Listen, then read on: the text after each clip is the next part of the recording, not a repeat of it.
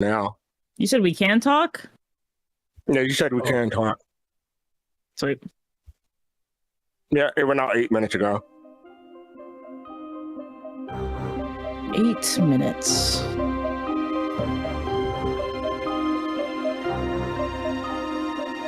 And it looks like we are live. This is Rowena Dooley asking Sol citizens to report for duty. Oh. Oh, you still have the wrong title from yesterday, but you can fix that.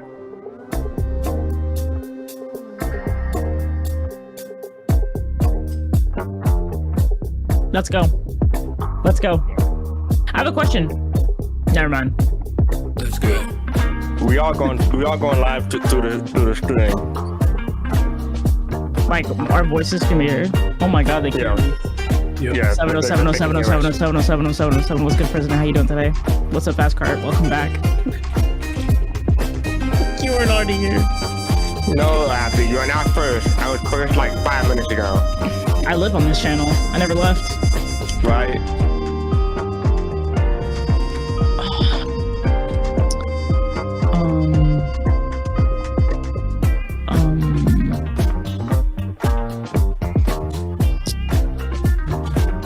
Yikes. That's embarrassing. What? Can't find your emotes. Mike? Oh. I always got this on at the ready. This is cool. Thanks, Abdi. I'm serious. Yeah, you're welcome. Wow. Happy to help. Wow. Wow. Wow. Wow. Oh yeah, Griffin doesn't share his thing anymore, does he? Sometimes. He can. He hasn't.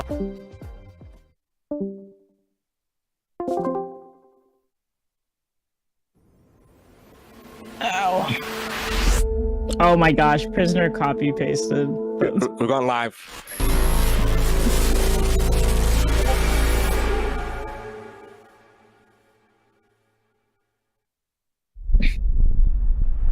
Okay.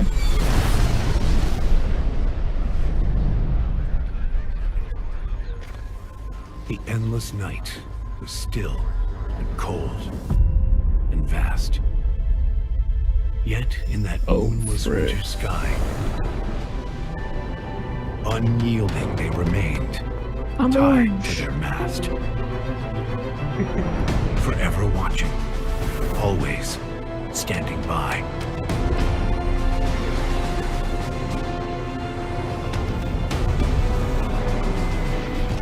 Neath crushing blows, they fought on in our name.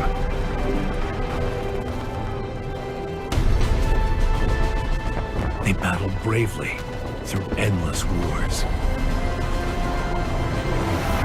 Our redemption, born of their bloody sacrifice, so that we might meet again on distant shores.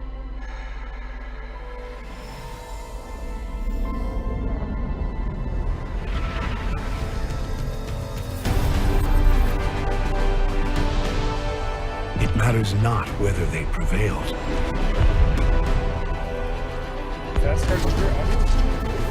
For them, the cost was greater than single victories.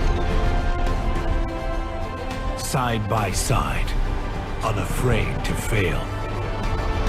Their courage a beacon to guide humanity. Together, we are one empire. United in purpose.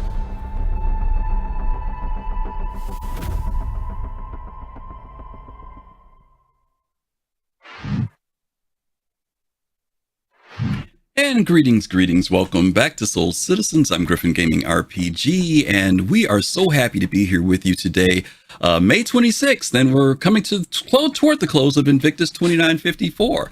And that's going to be our topic for today. And I am surrounded by such wonderful Soul Citizens who are going to be on the show with me today. So we're going to start from my left and your right with the one and the only yoyoMeg. Meg, how are you? I am doing super well. How are you? Good. I'm doing good. Now, Everybody. now, let me ask you a question. I don't want to give it away, but you changed your background. Is that because you're going to bust it out later? Because I won't say what it is if that's what the case is. Is that what's going to happen? No. No? I'm sticking with this. You're going to stick with that? Oh, I thought you were representing today. Okay. All right. Fair. Wait, Fair. What was I representing? Uh, Oh. no. Oh, wait. Hold on. I know what you're talking about now. I know what you're Okay. talking about now. All right. Yeah. That was the plan all along. Oh, it was? We'll keep it for later. Okay. All right. Cool. Hey. That's fine with me. All right. I just looked up and saw it was different. I'm like, whoa, what happened? Okay. All right. Next up, next to on my right and your left, will be the one and the only fastcart FC. FC, how are you? Yo, how's everybody doing? I'm fastcart, also known as FC, or fastcart FC. Hope everybody's doing well this weekend. All right.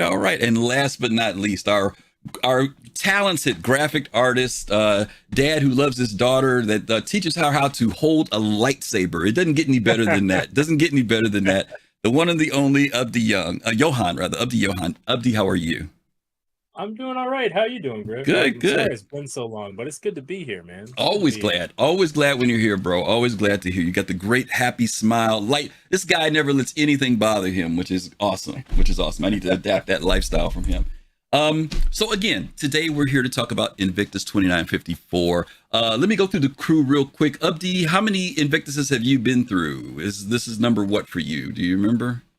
How many of these you've done? I started heavily actively playing the game again in 2021. So that was my first Invictus. Okay. So you got 3 years in then. Okay. Yeah. Okay.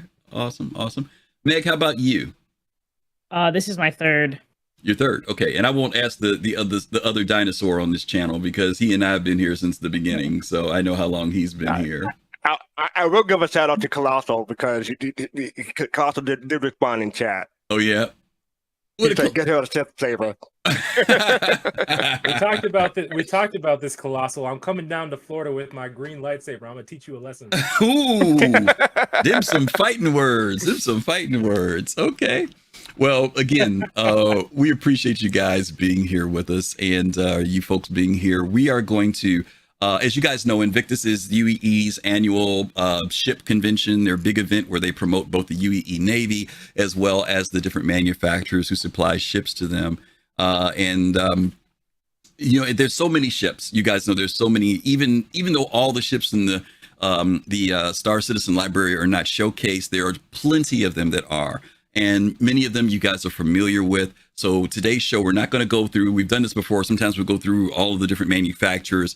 But because we had so many this year, usually there's only maybe 2 or 3 that get introduced, and we had quite a few, plus some changes that were done. There were some new things that were added. So we're going to just focus in on all that stuff this time so we can have some good conversation about it. And hopefully, and of course, you guys are included in that conversation. So we'll definitely put your thoughts in chat. We love seeing from you. Don't forget, like and subscribe to us if you aren't doing that yet. We are I'm looking at our numbers, guys. We are at 2,957 followers. If you are not signed up for us, you could sign up for us today and help us reach 3,000. I think we've been like in the 2000s like for a year, Fastcart out, because we never really talk about it. It's been a while. Yeah. No, we haven't. Yeah, we don't really talk about our numbers too much. And it's not that we don't like numbers. It's just that, we're out here just having a good time. And, hopefully you guys will help us cross that line. And we're just under 2,000 on our YouTube channel. I'm just looking there. So if you guys want to help us out there, if you're not subscribed to us on our YouTube channel, please consider it. Click on it, follow it, like us. We really appreciate that. All right. So without further ado, let's get into it. Let me change the page here. Whoa, Pops in Space. Thank you so much for that sub. We appreciate that. We really, really do. Thank you so much. And let's see. Thank you. No Whammer. I thought I had Whammer lined up. Whammer didn't come up this week. I guess Whammer's at Invictus. He's over at the convention hall. So we're gonna pick... I gotta tell you, Griff, even when I'm not on the show, I'm always watching or always listening every week because it's the thing that gets me through my 1.5 hour long commute. And when I started hearing Whammer coming back, I was like, no. I started I was praying to Jesus and putting the salt down. I was trying to get that hex out of here. I can't believe it worked. He's gone. Oh my God. Such disdain for Whammer. I don't know where this is coming from, Abdi. I don't know. He haunts me in my dreams. Oh my Thanks god. for the follow. I'm like, stop following me. Okay. Yeah, so let's go ahead and jump into it. We're going to, as I mentioned, just focusing on the stuff that we looked at and know. Thracazogs, thank you. To yoyoMeg. yoyoMeg, hit up yoyoMeg. Thank you, Thracazogs, for the sub. Appreciate you. Thank you. So let's go ahead and kick off things with, the convention started with little things, and we're going to work our way up to bigger things. So let's start out there. Argo Astronautics. Sometimes we don't even remember these full names. I had to almost remember their name because I'm so used to just saying Argo now. But right. Argo Astronautics with the MPUV Tracker. Let's start with Abdi. I'll start with you since we'll start with A for Argo and A for Abdi. Give me your thoughts. What did you think about this this ship? Because this was kind of a little unexpected, but We'll use another A word. It's amazing. I love it. It's perfect. This is the king ship right here. I love it. Okay. It's perfect. No notes. Only note maybe if it could carry a vehicle, that would be great. If it could like do a little drop pod on an STV or something like that. You could put a weight restriction on it, but that would be, like kind of have it stuck in the cargo underbelly. That would be dope. But I love this thing. It is so cool. I remember actually when they revealed it, it was during that Invictus trailer. Okay. Meg and I were actually on a Discord call together. We're watching the thing as we were like watching the YouTube video, and we're like, wait, what the heck? And I was like, that thing's got a tractor beam on the front, and it probably has a tractor beam on the back. Maybe it's got that opening thing, and we're like, yo, that's a new Argo. Let's do it. And we knew it was coming. We knew it was coming from that video last year. But I was hoping that because it was in that Invictus trailer that it would be actually flyable during Invictus, and hopes came true. So yeah, very exciting. Okay, all right. FC, how about you? Oh, let me ask you this, Abdi, before I go to fastcart. Did you buy CCU? Absolutely. Going to get it in the game? CCU'd. You CCU'd? So I already had a referral MPUV. Okay. And I was like, MPUV to MPUV. So it just like was the $5 difference. So I was able to upgrade to it, which was nice. And then I did have to get that red paint. Okay. I had to get that red paint. I used store credit, but yeah. Okay. All right. Fair enough. All right, FC, it's on you this time. I am gonna wait to get this in game. Okay. Because I mean, I can see its potential, especially with my Endeavor and my BMM, if those ever come out. But yeah, not better at all. But yeah, I can see the potential with those, and yeah, I think that'll be handy for hauling cargo back and forth, or maybe have 2 or 3. But yeah, I'm getting those in game. I didn't get it this week. Okay, fair enough. Meg, how about you? The tracker, the T1, whatever they call it. Yes. Yeah, it's amazing. I was actually really liking the 315p because it was this before this existed. But I don't like the 315p. So I'm extremely happy that this exists. I just hope for more, maybe not Argo specifically, but just like more snub like things for salvage, mining, and moving things in the future. So this is freaking amazing. Yeah, love it. It's the only thing I got at Invictus this year. Okay. Yeah. Okay. Can I ask you, Meg? So like I know an Odyssey is kind of one of your like end game ships, or one of the ships that you're a big fan of. Like what do you think of the MPUV in relation to that?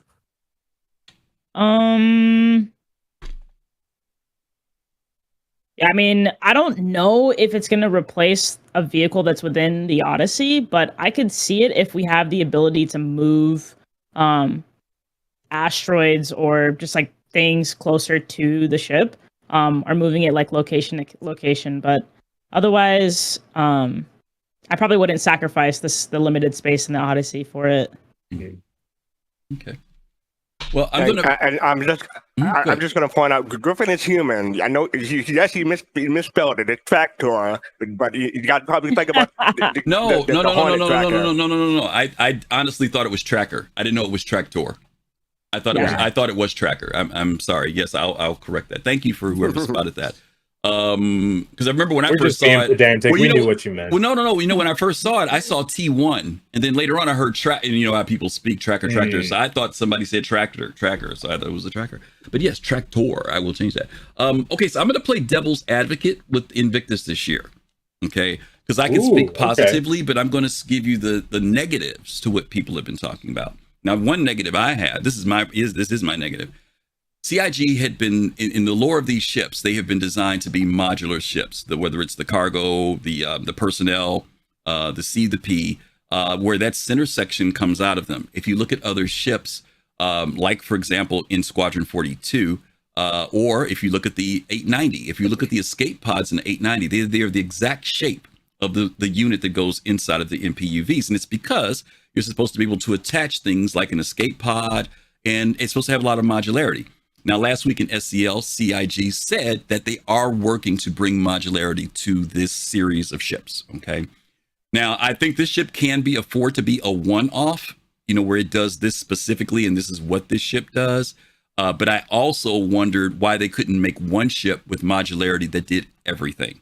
So that I would buy only one MPUV, and whatever way I wanted to use it, this one here, it can not only carry the emergency pods, but again, I'm going to give them some room to say that this is the only one-off, but I don't want to see any more MPUVs that are being made at this point. And that's just me.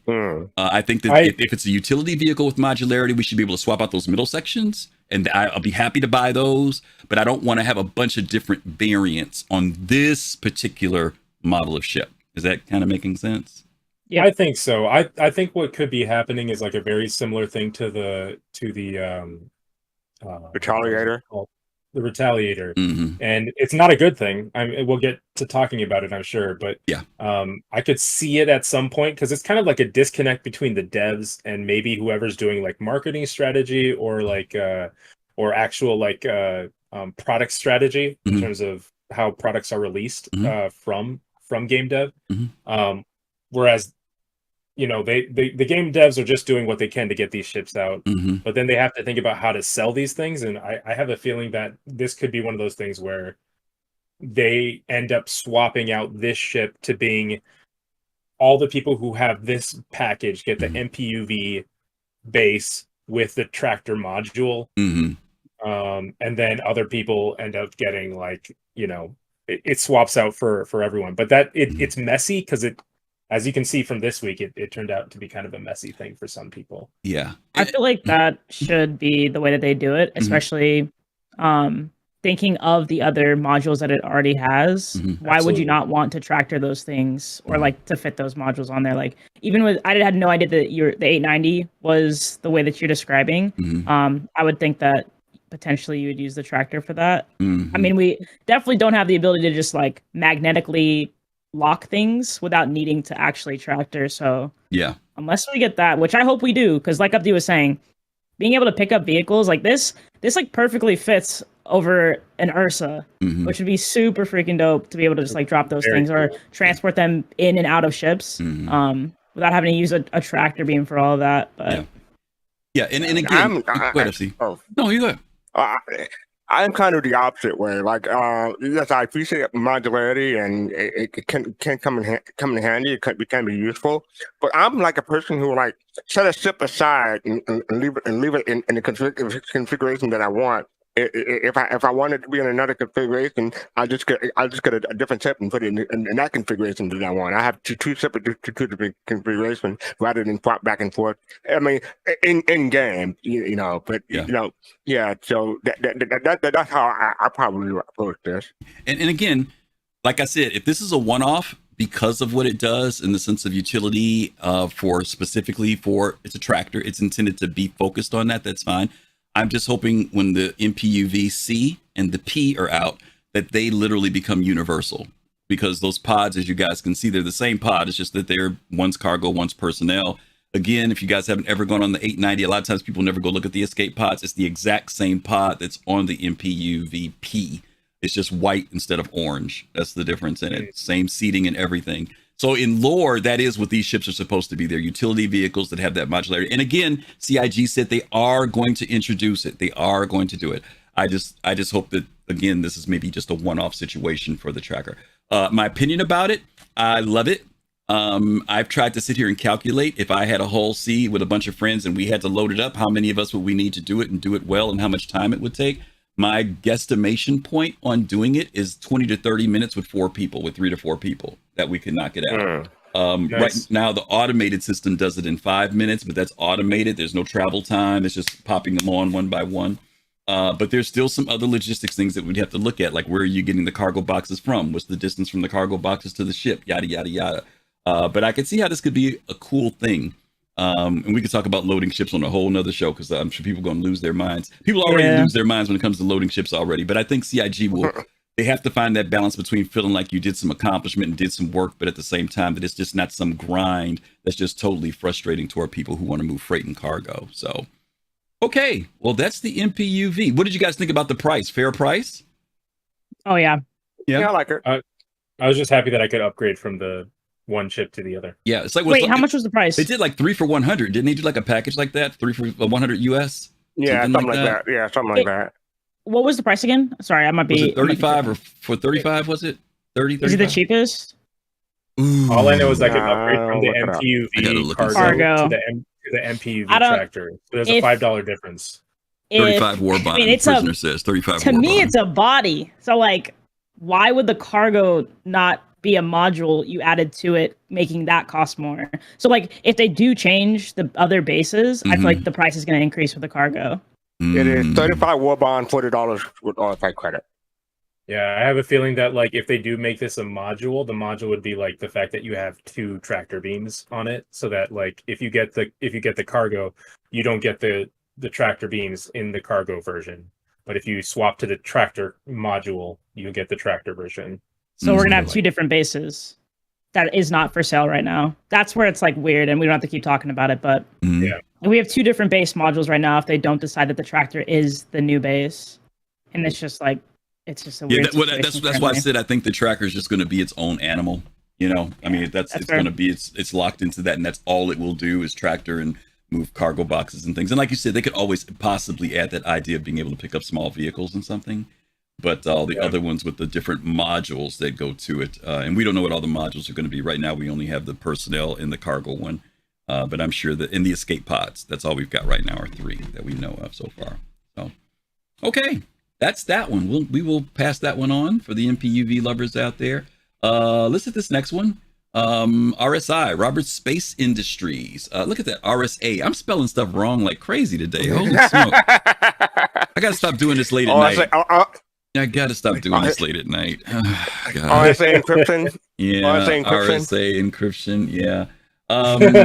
Let's. I think we have a video. Do we have a video for this one? I think there might be a video for this one. Yeah, there is. There is a video. Yeah, let's watch the video. The whole thing. You're probably thinking I'm a goner. But the thing is, I've died 1,000 times. Because the regen has always been the strategy. Let's do this.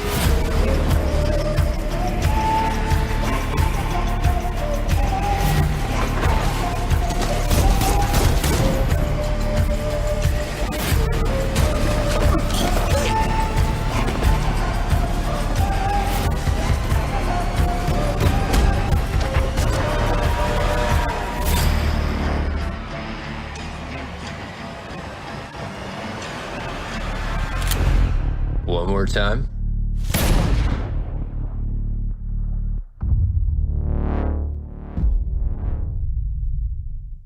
I neglected to do the read on the Argo, so Abdi, would you mind doing the read there for us for the RSI Medivac there? Absolutely. The Ursa Medivac provides frontline medical support essential to any ground operation. The addition of a Tier 3 medbed to the renowned speed, handling, and durability of RSI's Ursa means that death and dismemberment are no longer synonymous with defeat. Your grievously wounded infantry can't wait to get back to the fight. Get them patched up and back into the action fast with the Ursa Medivac. Thank you, sir. FC, starting with you this time. RSI Medivac. or better known as the NERSA, or as CIG calls it, the MRSA. That we haven't figured out which name it's going to be yet. But yeah, give us your thoughts. But yeah, I was excited for the RSI link, and I have the link. I'm going to keep that. Medical gameplay isn't my thing. I know it can be useful when it comes to respawning, but you know, people may or may not know I'm not really playing the game that much. So the Medivac doesn't really appeal to me yet. Maybe when the game goes live, I may find some use for it. But yeah, for now, I'm passing on it. Okay. What do you think about it, though? The idea of it. I mean, we had the Pisces before, which was a ship. Yeah, I mean, I can see the gameplay and everything, and people seem to be getting plenty of use out of it already. So yeah, I like the idea, and I love the people who are into medical gameplay, or just, you know, the gameplay that allows them to take advantage of this vehicle, and seem to be enjoying it. So yeah. Okay. Meg, coming to you this time. I think it's the most beautiful ground vehicle I've ever seen in my life. Wow, okay. I've had a lot of use out of it. Okay. I've forgotten to set my respawn to it a lot of times and had to go back to it. Yeah, I think it's amazing. I think the killer thing for me right now is forgetting that that's where I set my spawn, and I have to like reset somewhere else. Yeah. But no, it's great. In terms of like the controversy around it all, I think the game is still in alpha and things are going to be changing and things will be added. So we'll see more effects for using that bed. So I don't think it's that big of a deal. I think for people who don't get to spend tons and tons and tons of hours just trying to set things up, it gives them a really great ability to play this game without needing to go through all that. But again, like, things are going to change, and hopefully you're not just dying. Like, that's the point, is you're not going to want to die. Right now we're testing. Yeah. So hopefully it gets to a point that dying is not something you want to do. You want to put a medical beacon out and yada yada. But I love it for right now. I love the change that they made, and I'm excited for all future changes. But the Medivac is beautiful. I honestly wouldn't have been mad if they took that turret off and changed it for like a spotlight or something like the Cuddy Red has. I know people hate that, but I love it. Okay. Citizen Kilroy, thank you for that sub. We truly appreciate it. We appreciate it. Abdi, going to come to you. Medivac. Yeah, I actually kind of had to rearrange my fleet because of this thing. I had a C8R. I no longer have a C8R. Oh, wow.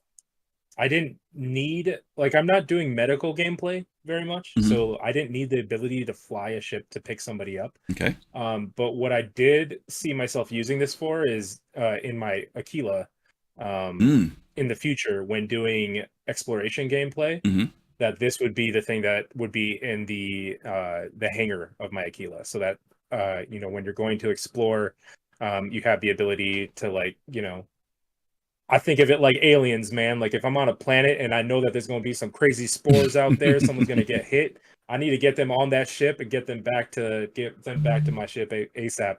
I don't necessarily need it to revive me. I feel like this ship has utility beyond being able to revive. Just being able to stabilize is huge.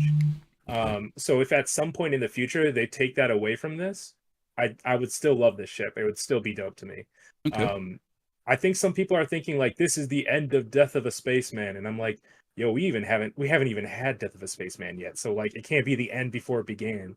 So, you know, right now we're testing, like Meg was saying, like, they're changing values. Obviously, they're like saying that there's a certain amount of kilometers away from this thing that you can respawn. They're trying to see if that makes sense. They're doing all sorts of things. So I'm not getting up in a tizzy. I do get that the marketing was a little bit like convenient. On that trailer, you know, I can see where, yeah, I can see why people are saying that. I'm with people on that, but at the same time, I'm like, you know, with everything in this game, I'm chilling on it. I'm gonna play it for where it's at right now. And right now, I think it's really helpful for testing things. Like, it doesn't help CIG for me to be spending an extra hour getting back to that bunker where I'm trying to get a screenshot of like this broken thing, when I could just get back to my ship or get back to the medevac and then get back and, you know, test. Yeah. Okay. Yeah, and that. Sure. Go ahead, Meg. I was gonna say that the range is real. Like, I don't know if people have gone into the game and used this thing, but like that range is not as great as you potentially think. To break the immersion for you. You really got to be like right there. Yeah. Okay.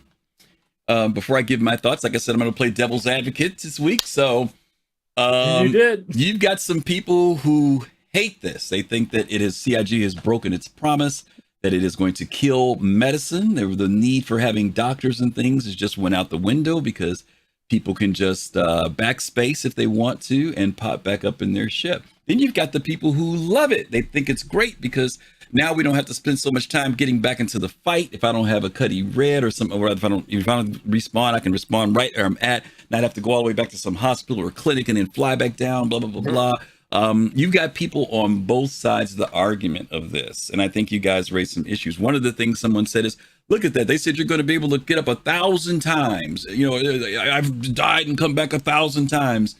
Well, I hate to tell you this. If you've been playing this game more than 3 or 4 years, you've been up and down 1,000 times already. So I don't think anything has changed. Yeah. What do you guys think? Do you think these arguments? I know you guys are somewhat up to you even said it. I'm sympathetic to people who might feel a certain way. Yo, you said it a little bit too. That the marketing may have given people heartburn to a certain degree when they saw it. I'll give you, that's the side that's my devil's advocate side of what people have said. But for me, I think you both or everyone has said the fact that 1, we're testing. 2, this is not the end of medicine in the sense of this is where this is going to go. It's something that's been put in now.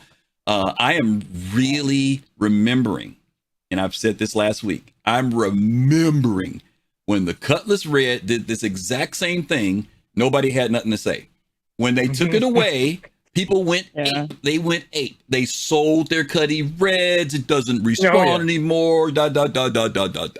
Then they went, I said, don't melt, don't get rid of your stuff. Oh, you never know what they're going to do in the future. No, CIG changed on us. Now it's back to doing what it was doing before, and people are raging again now because it's back doing what it did before. The thing is that I think that a lot of us have tried to picture from when we read Death of a Spaceman, we have also tried to picture in our brains what that looks like. But last week when this got introduced, Disco spent some time explaining the fact that we are moving now toward Death of a Spaceman. So let me share this with you guys, and you guys give me your feedback. What if when you respawn, they set a respawn timer that says you can only do it a certain amount of times, so only every 15 minutes?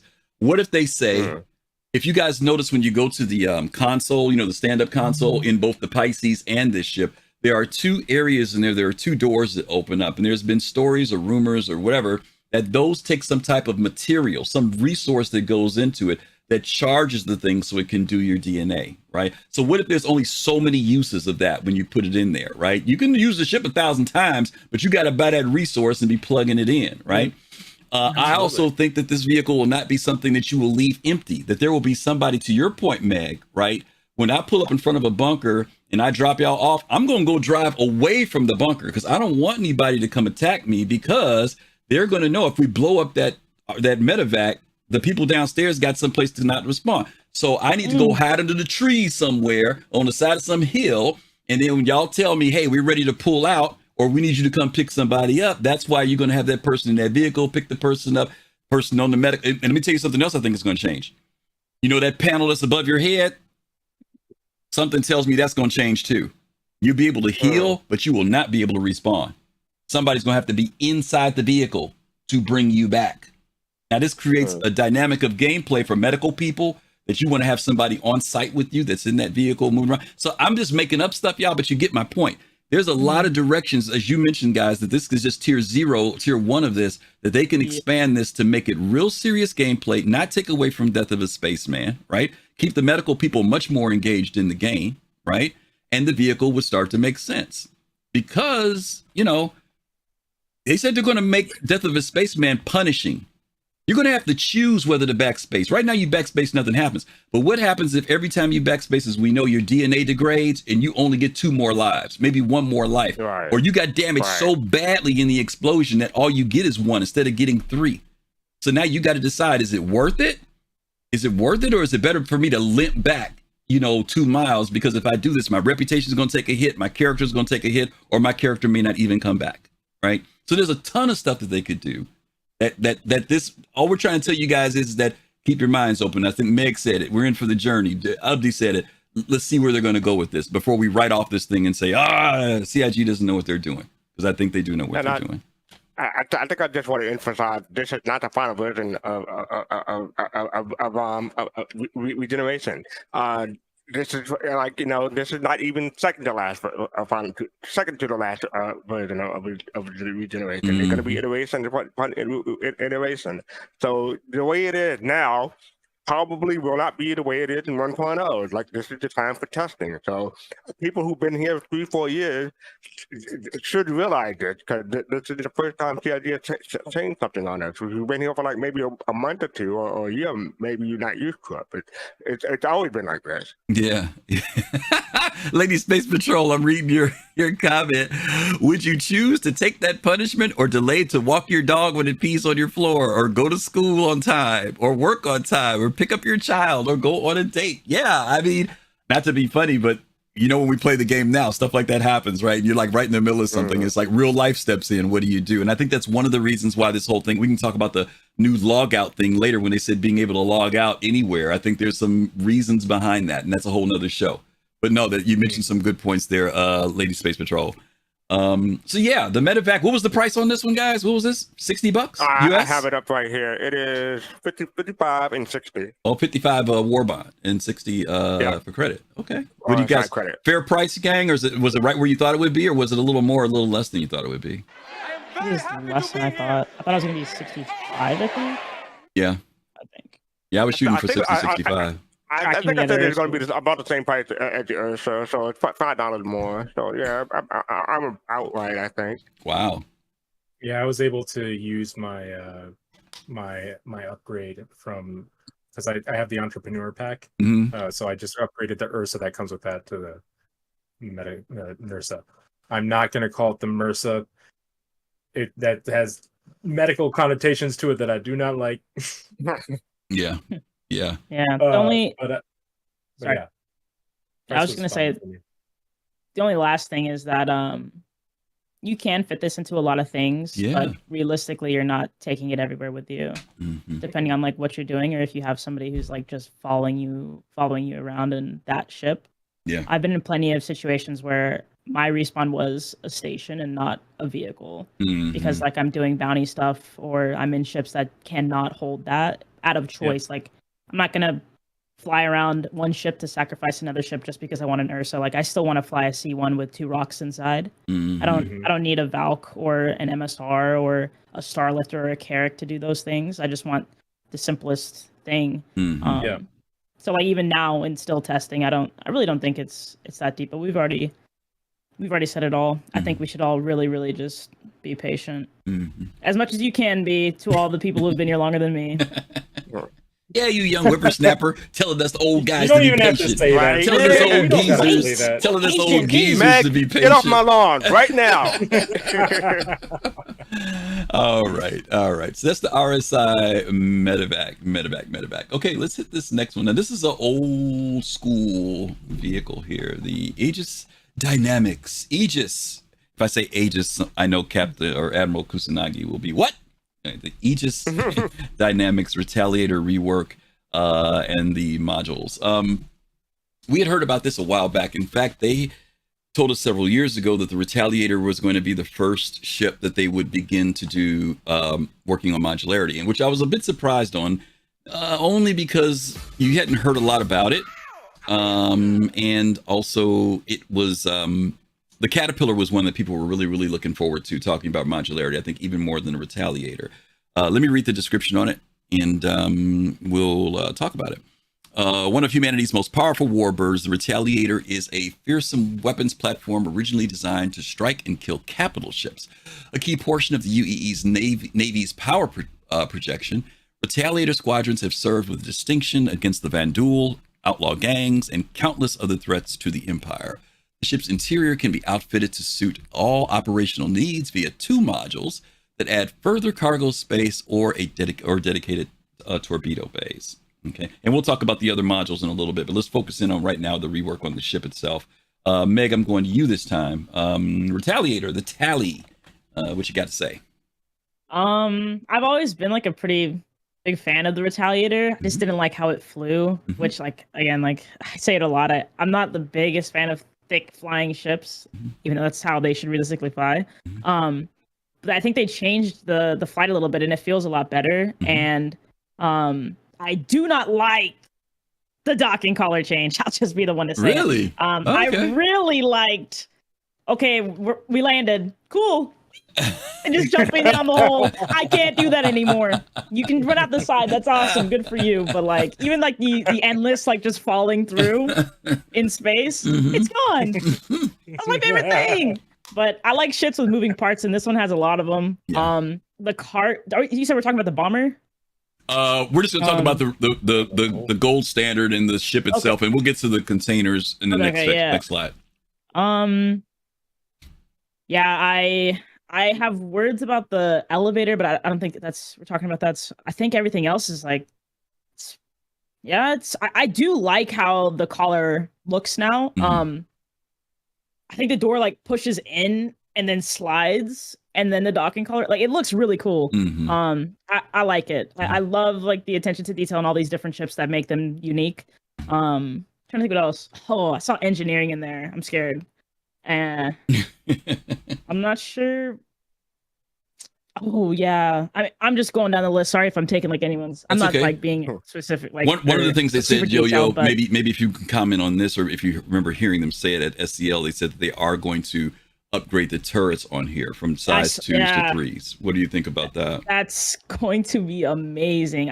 This is the ship I love crewing, like getting into and going to Xeno Threat. Have like the torps, 5 turrets just blasting. This thing is crazier than the Redeemer to me. Okay. Yeah, I think the change was great. It's a gunboat, or gunship. What do you call it? Yep, gunship. Gunship. Yeah, that's gonna be amazing.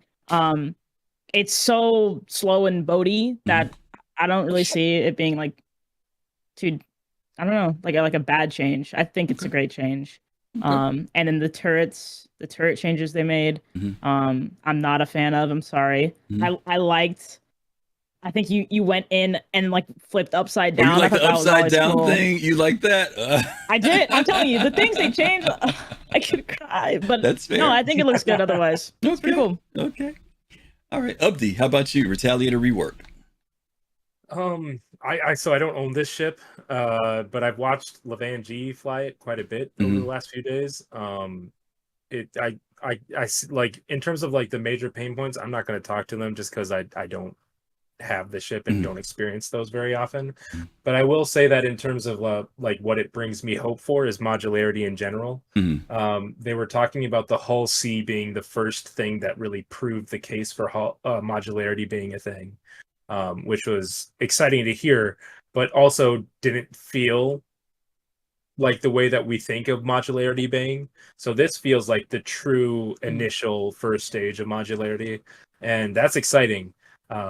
I think there's some marketing things and some like product release things about it that was kind of concerning for some people. I don't have this ship, but like for the people that just had the bomber, that were trying to do CCU upgrades, that were doing all sorts of different things, I think this was a surprise in some ways in how that worked. I think maybe a little bit more heads up for those people for the future might be nice, but I don't know. We're all adults. We got to be responsible for our own stuff, I guess. So, but in terms of what this means for future modularity, I'm excited. I'm excited to see more. That's where I'm at with it.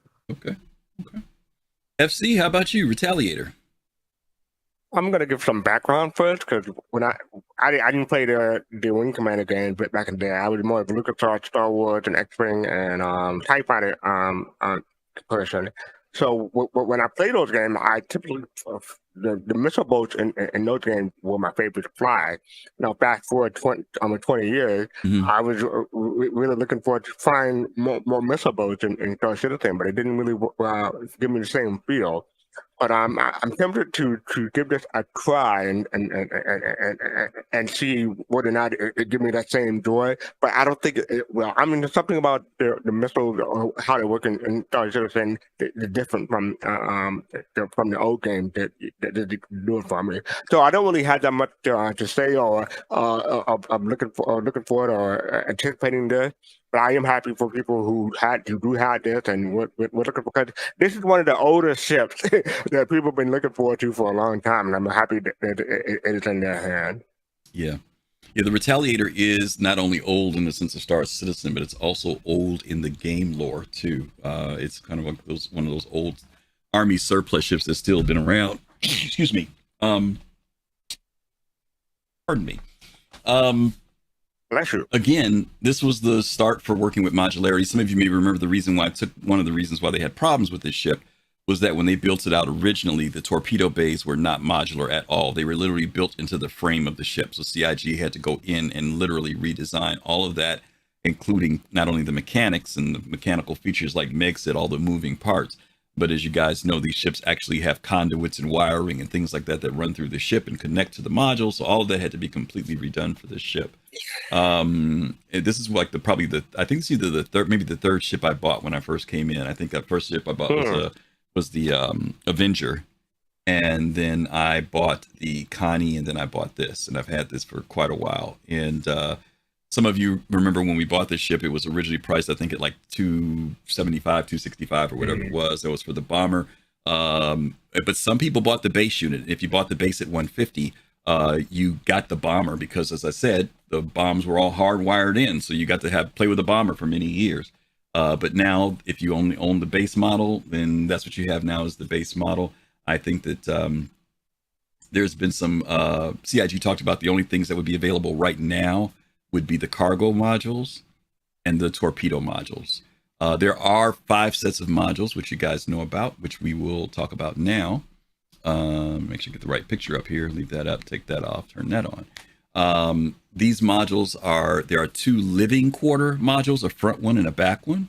And then there is also a dropship module that was sold as well. Now, these modules have not been sold for many, many, many years. For a while, you could only get them on the gray market or when the ship initially was sold. I think they may have sold them maybe twice. Do you remember fastcart, how many times they may have put these modules up? It was very rare. Twice feels right. Yeah, it was very rare. It was very rare. I was lucky enough to get all 5 modules back in the day. At that time, the prices were like, I think they were $25 for each one except the dropship module. The dropship module was $75, and that means that the torpedo modules were $50 roughly at that time a piece. But now there was a slight increase to the pricing. I think the pricing on the modules now are $30, if I'm remembering correctly, for the cargo and living modules. Is that right? For $30 for the cargo. What about the living ones? I think the living and $75 for the 75 for the torps. $50 for the stern. Okay, instead of the stern, yeah. So this is our introduction to modularity, is through the Retaliator. There were some people who felt like the rework should have been a little bit more extensive, that some people don't see like a lot of differences and changes. I know one of the things that CIG said they were going to do was widen the hallways a little bit for NPCs. I can't really tell if they did that or not. It's really hard to tell. And maybe it'd just be a matter of just maybe only doing it 2 or 3 inches, and that may be enough of what they needed. But I was expecting maybe a little bit wider area. It does seem like maybe they did, because the torpedo areas seem to be a little bit narrower than they used to be. They seem to be a little bit wider. It makes me think that there's a balance that they were trying to strike between the fact that this feels kind of like not the fact, I don't know why I say that like it's a fact, but by the feeling that it kind of has of being a submarine almost. Yeah. Look at that Sunny D sip. I love that. That's dope. I'm drinking it like I'm a trying boss. to do it while you're talking, so you wouldn't draw attention to it. You look like God, dude, you look like a boss doing that, man. Just with the whole, yeah, I gotta do that too. But no, just that it kind of feels like a submarine with the tightness of it, but still trying to give it the function of having NPCs being able to move. So I wonder if there was just a little bit of a balance that they were trying to strike between wanting some of that tightness, but still having the game dev experience of having, the NPCs being able to get through those hallways. Yeah. Meg, I want to come back to you for a hot second. One of the things they push in this is about the versatility of the ship, right? Because we've known it as the bomber. That's what everybody's known it as now. But what do you think? Carrying cargo or living spaces or dropship? Are you feeling any of those? Are you kind of looking at like, I don't know if I would use this for that? Or are you like, yeah, I can see that? What do you think about the Retaliator in particular? I would totally use this as a dropship. I'm a huge fan of dropships, actually. Cargo as well. I know people are really caught up on the Retaliator is a torp machine, and it can be, but torps are also extremely expensive. I think the versatility adds a way for you to keep your ship and not have to spend so much money on the and it also takes away from the pilot doing literally anything but flying. But honestly, in the end, I feel like that's all the pilot should ever be doing. Which that might not be right or a popular opinion. But as we get like these ships that have crew and people doing a bunch of different things and people handling missiles and this ship has 5 turrets. Am I wrong? Yeah. It's a gunboat. Like, why does it need torps? I think this works amazingly if you keep the bow is front, right? Yeah. Bow front. Yeah. If the bow, you could keep is it four torps in the front and then just like change the stern. The fact that you don't even have to be strictly a boat or strictly cargo or strictly dropship, or you literally can do 2 different things. That is so cool to me. Like, I don't even own this ship, but like, holy frick, that is so dope. You can have your torps in front. And you can have a drop. Maybe you can in the back, but like I know for sure I've done it. I've put torps in the front, cargo in back, flipped. You can do all of that in game right now, if you have the things available to you. Because I don't think you can purchase them in game right now. But that is so sweet to me. I fit a rock inside of this, so I could rock mine if I wanted to. Maybe like cargo for both, so that they both have drop down elevators, and just put a bunch of vehicles on there. You could fit so much spaghetti in this bad boy, so many pulses if you wanted to. Use that as your dropship instead. Just send a bunch of vehicles out. I don't know, but the potential is a lot, or it's a torp boat. You decide. Yeah. Let me give some shout outs here. I'm sorry I missed it earlier. Blackhawk TV, thank you for that resub. Kawhi Cook, thank you for the follow. Drowse, good to see you. Thank you also for the resub, 7 months. And Horrible Tomato, thank you for the follow as well. If you're related to Space Tomato, let us know. Here's my alter ego. Yeah, here's the interesting thing about this. For the history of these ships, back in the day, for those of us who were not around back when you had to blow dust off of this thing, many of the ships that were in Star Citizen were based around actual ships or planes, World War II in particular. Chris Roberts and Ben Lesnick were really, really into that. And this ship was supposed to be a futurized version of what would be considered like the B-17 or the B-52 bomber. Okay. So one of the reasons why Yo-Yo it has so many guns on it is that bombers were not fast ships, and they needed to be able to defend themselves, because if people came after them, they didn't have the maneuverability. If someone was lining up for a bombing run, where they're going to strafe in and drop bombs, it was important to be able to defend it, right? Because the other ships see you lining up, they know what you're going to go for. You're going to go for a target. So you needed all those guns on there to fray off anybody that was coming in to try to keep you from making that bombing run. So your point about this being a gunship, that's one of the reasons why there are so many guns on this particular ship. You need to be able to make sure that if you're lining up for a bombing run, and people see that, they know if it's a Retaliator, they know what it's going to do, right? So you want to be able to fire off anybody who's going to try to keep you from being able to make that drop or that torpedo launch that you need to do. And for some ships, this might be a bit overwhelming for some people because it is, as you mentioned, 5 turrets. But you know what? I guarantee you it's probably good even if you've got 3 turrets active. If you got 5 turrets active, it's probably really good. But with them sure. scaling those guns up, like you said, it's going to make it very formidable, even though it may not be as maneuverable as some other ships.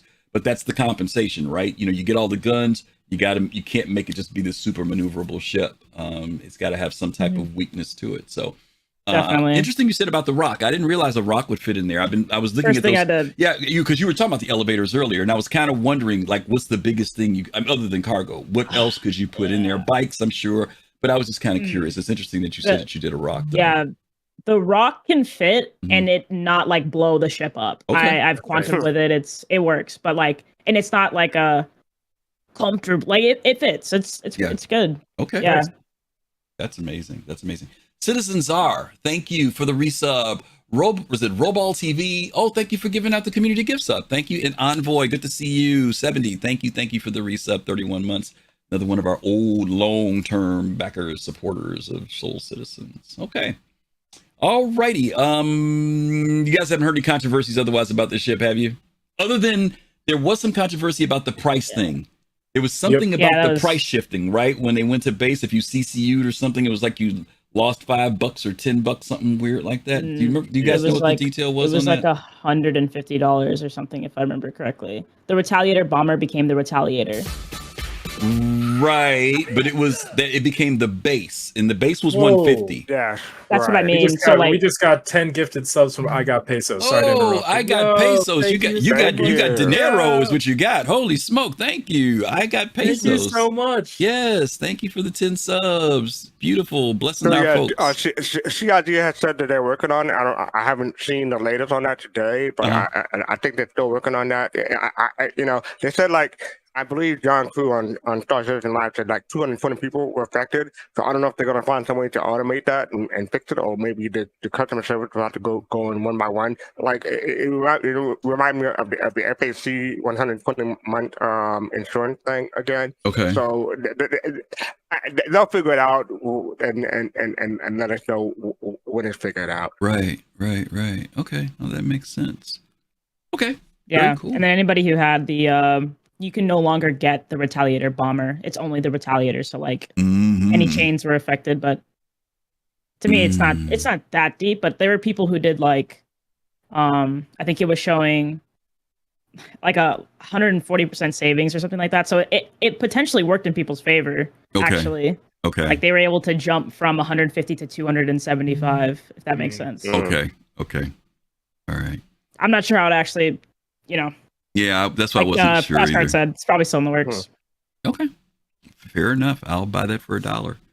Okay, we're right at the top of the hour. Let's take one of our commercial breaks here, and then when we come back, we're gonna kind of continue our saga. Whoops, cut that off there for a second.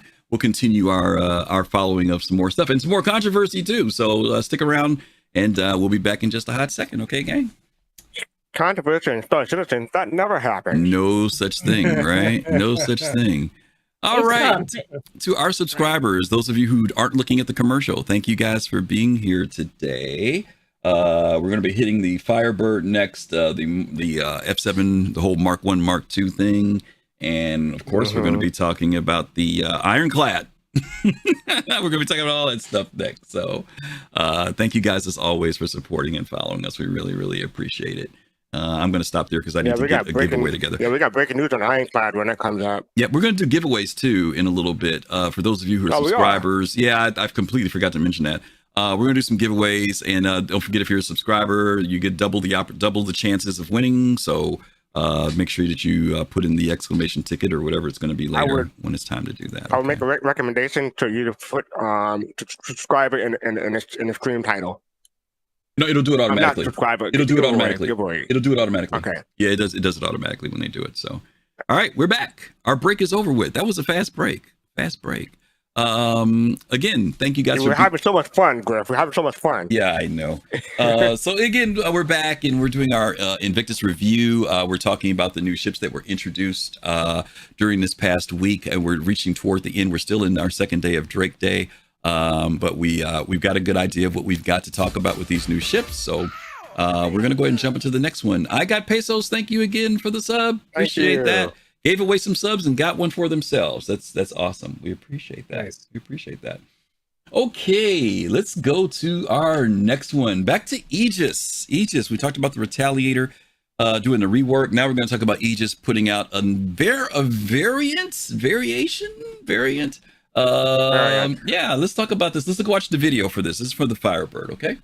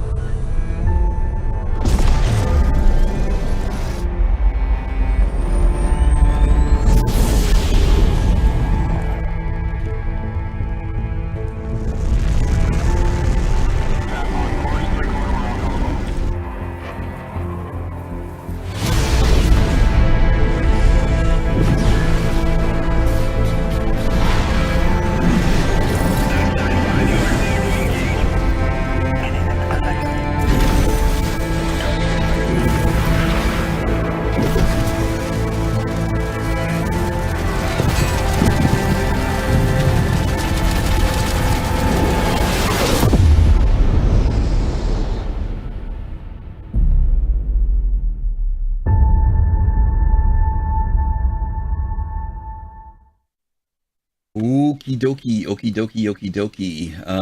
Let's talk about what we saw. I think I'm coming back to FC. I'm sorry, to Abdi rather this time. Abdi, let's talk about the Aegis Firebird. What do you think about the trailer? What do you think about the ship? Have you flown it? Did you buy one? Do you want one? Do you care less?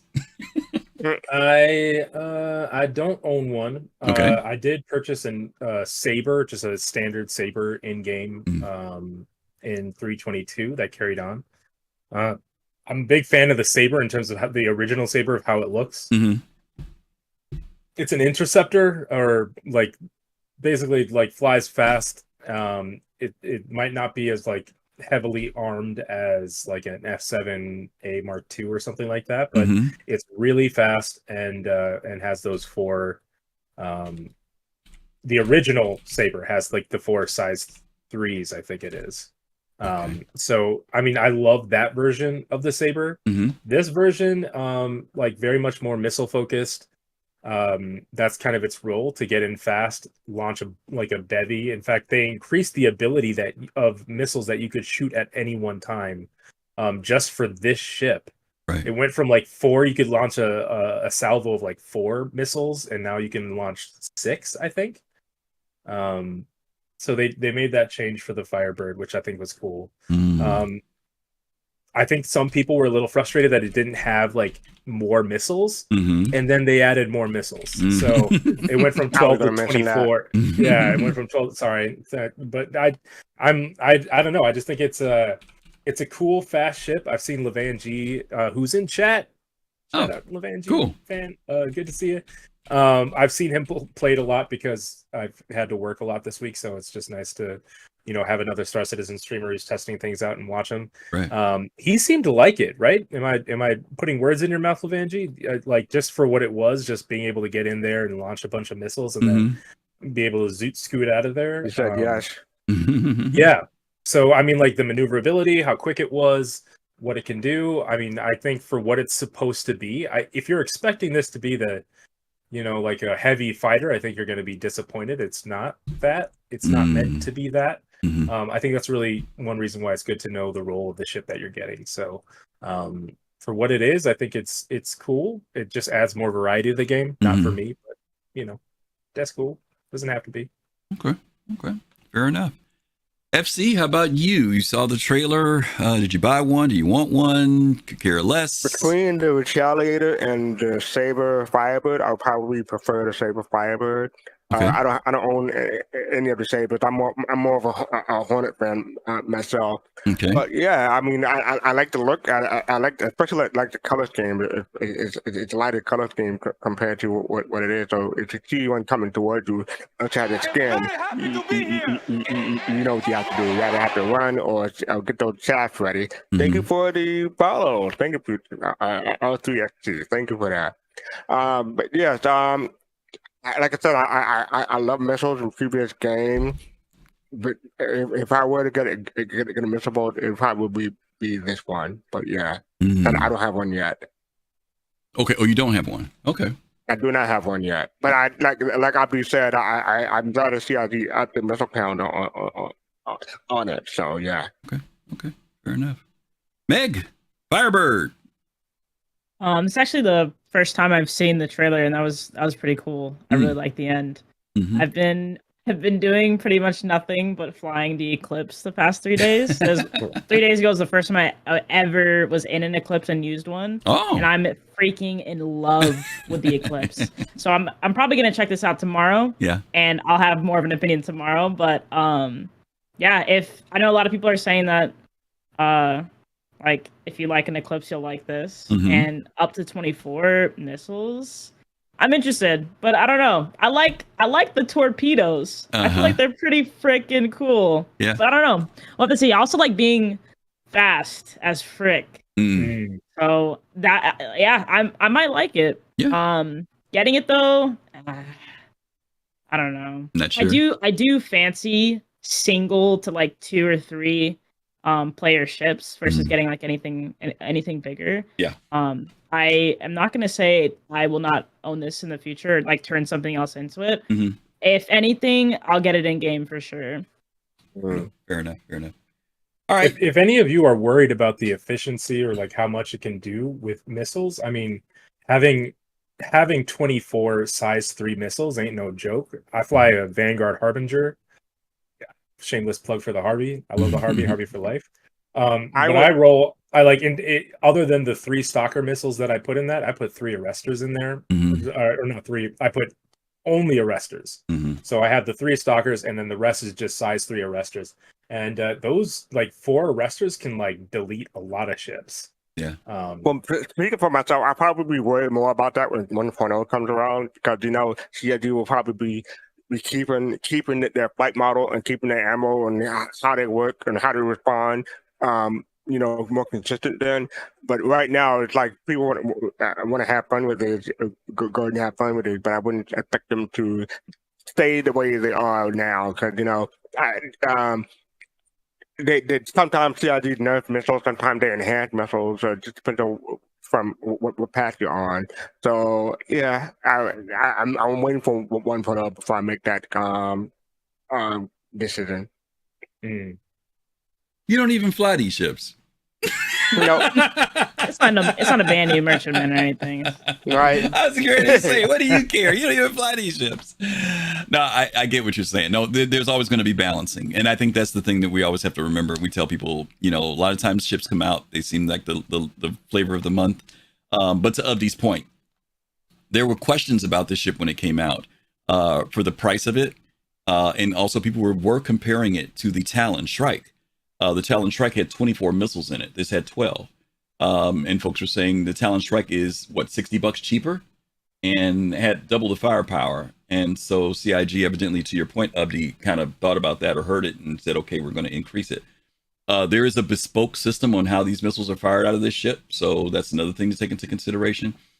There was also a lot of people who thought that this ship was going to be from the posting that CIG did, they thought that it was going to be the Saber Raven, that they were going to make the Saber Raven available for people to buy. And there were people who were disappointed because they wanted the Raven to come out. Not that this wasn't okay, but that's what a lot of people's bets were on. Oh, they're going to finally put the Raven on sale because they said that every ship that's in the game you'll be able to get, and it didn't happen. May I comment on that? You can interrupt me. Okay. Go ahead. I thought you were done. I'm almost done. Because I want to say one thing and then you can have it. Let me say one thing and you can have it. There's also another rumor that's going out that this will be I've lost it now. But there were 2 rumors. And when CIG said what everybody wanted, that's what's coming next, I still don't think it was the Raven. I forget what people are thinking it is, but I still don't think it's going to be the Raven. So go ahead, fastcart. Well, they did say they're coming up with another Saber variant, so maybe that's what you're thinking about. But when it comes to the Saber Raven, and it's tied with Intel, so I don't see I hope people don't get their hopes up and expect the Saber Raven to become available on a wider platform. Because I'm still waiting for my Domestic Omega, and that was the AMD promotion. So if they haven't come out with the Domestic Omega after all these years, I wouldn't expect them to make the Saber Raven available anytime soon. I'm gonna slightly push back on it. I know what you're saying. But I was listening to Paul's show yesterday, and Paul talked about the Poets went back and was able to strike an agreement when he's been doing these tours where he's been able to give away Saber Ravens, but it is still in league with Intel. So to that point, Fastcart, you're right. The question becomes, what is the agreement between CIG and Intel? I don't see it being an agreement in perpetuity, because at some point, unless they start I don't know what the deal is. Like, as long as Intel is selling this particular thing, this product is associated to it, or whether they said for 10 years, you guys can do it. After that, you can do what you want. But to Fastcart's point, don't count on it. We'll have to see what the agreement is between Intel, just like the one with AMD. The AMD one's a little bit different because the AMD one is just a paint job. You can still trick out the Mustang. But the Raven is bespoke and it does what it does. Now, no, the Mustang Omega is a whole ship too. Yeah, but it's still a Mustang. Right. Oh, okay. Yeah, it's still a Saber. Okay, I think that's what you're saying. Yeah, it's still a Mustang. Right. The Saber, the one that there's only been one freaking Raven, and it's not do what it. You can't do what it does. I'm just saying there's no variant of it that can do the same thing. Now, mind you, someone did put in the chat, and I said that whether it have a QD in it, something like that people were looking for. It may have some other thing in it, but we'll see. Yeah. We'll see. I'll know. To Fastcart's point, they said there is going to be a variant, and they said that it's what people were looking for, whether that's whether it's the Raven or whether it's something else that the community's been talking about. We'll have to see what it is.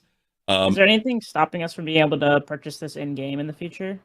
The Saber Raven and Mustang Omega. We'll get to that in a little bit, because that same question is coming up about the Anvil ships that are being discontinued. So to answer, but we can talk about that now, Meg. We've never heard anything. Just curious. No. We've never heard anything about it, unless Fastcart has. He's wanted one forever. I believe they said that, well, hold on. Let me get my start straight, because I don't want to say anything wrong here. Like we always do. I want to say that I believe I've heard them say that those ships will become available maybe in 1.0 to be viable in game. That's what I've heard. I may be wrong about that, or maybe they change their mind, so don't quote me on that. Yeah. Or for something like the Mustang Omega, we can buy a paint job or get a color scheme similar to the Mustang Omega, but without it actually being the Mustang Omega. Yeah, I think it would make sense, Meg, if they sold it in game, because there's no breaking there with the deal with Intel and them. See, the issue is going out and making money off of it, because remember, this was, in order to get the ship, you had to buy the Intel SSD thing that they made. That's how you got the ship. You know what I mean? The ship was kind of like a gift to that.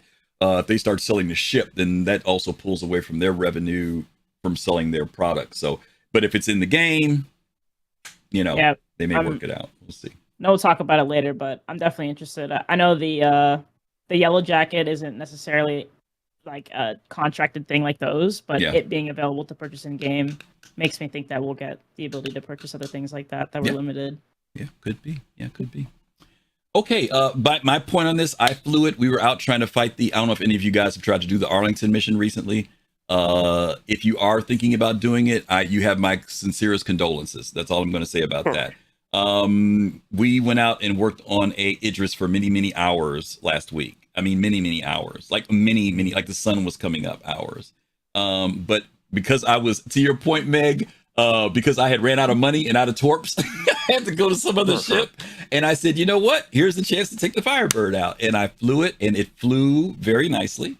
The 12 missiles, it was actually kind of cool. I tested it with one missile first, and then I did like a load of 5 of them, and it was very cool to see them. And they all hit, which was nice. It flew very well. And then I was surprised at the Gatling on it. The Gatling on it was pretty intense too. So I had a lot of fun flying this ship. I didn't pick it up. I've owned the Saber, and I had the Raven. There's a part of me that says, oh, you have to add that to your collection. And I'm like, I'm not spending no money. So I'll work for this in game because it's under my game limit. But I do think it's a nice ship for what it is. I think it's very cool. One thing I hope the ship does do that they did in the commercial, when I first saw this, now Execute came in, we were talking about this. I actually was hoping that this was more like a tactical fighter. Like let's say, for example, Abdi's Ursa is down on the ground, that I'd lock onto his Ursa and be able to fire like that. Because you know how the missiles are pointed downward? I was kind of hoping that was what it was going to be about. And of course, when we saw them do it, it wasn't necessarily about that. It still can do air to air. But I was really hoping this was like a air to ground kind of thing that was a little bit more specific. And I was really excited about that. But I'll take it for what it is right now. It's still okay, you know. Okay. Griffin, if that ever happened during 1.0 where you run out of ammo and you're running out of money, just come to my BMM. We can work out a layaway plan for you. Okay? Listen, when I run out of money, when I go out of money, I say it was fun, y'all. I'm going to bed. That's what happens when I run out of money. Okay? That's how it all wraps up then. Okay. All right. So that's our Aegis Firebird. We'll park that one for the night. Okay. Let's jump into some of the more exciting conversations for the night. The Anvil Aerospace Hornet Mark I. The Hornet Mark I. As many of you know, oh boy, that picture is really in a funky spot. Let me put that better. As many of you know, the Hornet Mark I, it was announced by CIG that the Hornet Mark I will be discontinued from being able to purchase it with cash from the store. Okay. And also won't be able to get it in game. And this has kind of riled some folks up. Let's read the description on this because I keep forgetting to read the description, y'all. Y'all got to remind me here. Let's see who didn't read yet. Meg, would you mind reading the? Well, let Meg read it. Okay. Oh my. Oh, okay. Ever since its debut in 2806, the Hornet has risen to excel in a variety of roles, from high-stakes reconnaissance to brutal dogfighting. However, recent escalating threats have pushed us to go further. Cue the F7 Hornet Mark II series. Which now probably leads the line of the UE Navy. While the F7 Hornet Mark I has enjoyed a long and illustrious service, we are winding down production of this legendary chassis. Invictus Launch Week 2954 will be the final time the Hornet Mark I is available on the civilian market. For those esteemed pilots who have flown the Mark I into countless battles and adventures, this marks a unique opportunity to own a piece of history. As we bid farewell to this iconic ship, it becomes more than just a vessel. It becomes a rare collectible, a testament to Anvil's legacy. Join us in celebrating the legendary Anvil F7 Hornet Mark I series with special edition heritage paints commemorating historic moments of the past. Be among the few to proudly showcase this classic, sharing in the heritage and tradition of Anvil's storied past. Okay, awesome sauce. FC, we're going to come to you this time. The Anvil Hornet Mark I was emphasized unexpectedly. No leaks, no nothing ahead of time. Anvil Day came around and we get this announcement that the old faithful, the old standby, the old ship, matter of fact, the oldest fighter in the game. The oldest ship. Oldest fighter. This is the ship that was used to demonstrate the idea of what Star Citizen and Squadron 42 would be about, that this series of ships are going to be no longer purchasable outside of the game with cash or inside of the game with credits. Give me your thoughts, any feelings, any, I know you own one of these, so give us some thoughts. I do own a Hardstick, and I do own a Ghost because of a broken CCU chain, but the Hardstick is my thing. But they did give a caveat with some wiggle room because people, they said that there'll be in-game ways to get these, but they won't be sold in the store. So yes, there'll be chances, but we don't know how they'll specify that later. I'm probably going to get a Super Hornet because that's one of my first ships that I ever got back in 2014, 2015. Okay. Or at least I get a Super Hornet Mark I CCU so I can change something into it. Mm-hmm. So yeah, I'll probably have a piece of history. Keep it in my it'll be a hanker queen because my F8 Lightning is definitely going to be my go-to single fighter. But yeah, I'll probably pick at least one Super Hornet up, and then I'll wait for the Heartseeker Mark II. Okay. Now it's interesting. You mentioned about the Heartseeker. I'm wondering, and I think you and I kind of had a little bit of a conversation about this. Yeah, we did. Yeah. If the Heartseeker is included in this list. And the only reason why I think it's a valid question, my only thing about that is that the Heartseeker went on sale. It always goes on sale during Valentine's Day. But it's also part of a series of lore ships. The Saber Comet is one of those ships. The Heartseeker is one of those ships. The Valiant for the Gladius is one of those ships. And one of the Avengers is one of those ships. The what's the Avenger with the blue and yellow one called? The come on, chat, give me a hand here. What's the Avenger? Renegade. The Renegade. Those four are part of a historic series of ships that have been designated with their own paint jobs and loadouts. So thank you, chat. So I wouldn't be surprised if they continue to put those out, but outside of that, and it also would be unfair for people who want the Heartseeker and could never get one, because it's not even being sold right now. But so fastcart. Go ahead. And my prediction is, like, when Valentine's come around, they'll probably announce it again. That'll be the last time they'll be selling the Heartseeker Mark I. Yeah, that's my opinion. I have no facts about this, but that's my guess. Yeah, if they want to do it, that would be the time. You're absolutely right. And you said you said you have a Ghost, or you just have the CCU for a Ghost. I have the Ghost, but that's a temporary CCU thing that I'm working on. Because I was able to get the paint job for the limited edition, but people have been saying on the ArcCorp Discord that people who only had the Heartseeker did get a paint job, but because I have the Ghost, I was able to get it. Okay, gotcha. Meg, Anvil, Mark I, Hornet. What are your thoughts? Mm. I got a question since you're thinking. Should CIG have given us a heads up? Yes. I'm not going to lie. I'm pretty upset at how terrible they've been doing with Invictus launch week. They were doing terrible, and then they got better. Telling people like, hey, these price changes, these things that affect y'all are coming because we care about you guys and we know that you want to spend money and this is what's going to happen. Just so there's a heads up. We're going to offer you this so that this doesn't yada yada. No, they even today, we're going to get there, and I'm not going to say it because we're going to get there. Like, what the frick? Yeah. Like, it's pretty stupid. Yeah. It makes me think that they're just like anybody else that I should not trust. Like, which it's a video game. People have got to make money, but I thought they didn't need to. And it just feels a bit cringe when they go back on their word on trying to do better. And I hope that they learn from that. I'm probably not vocal enough about it, and probably should be, and like find forum posts where I need to give up votes on how terrible that this is. Yeah. Because if it doesn't affect you, that's cool, but it affects other people. Not everybody can drop a bag on a ship. Some people CCU because that's all they can do at a time, and doing things like this is just weird. But I don't know with these specifically if I have a big problem with them taking it away. Yeah, they've given us now, I guess, like we're gonna have.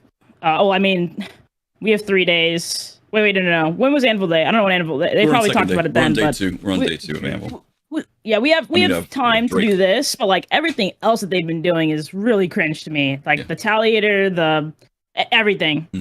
I could go on, which is unfortunate that I am gonna be able to name more than one thing, more than two things. But I guess I don't see a problem with them taking this away. I don't see why they need to if they're still gonna be working on this ship. I would have thought that they would just make the 1 the 2 and then just not work on the 1 anymore, and then everybody has the 2.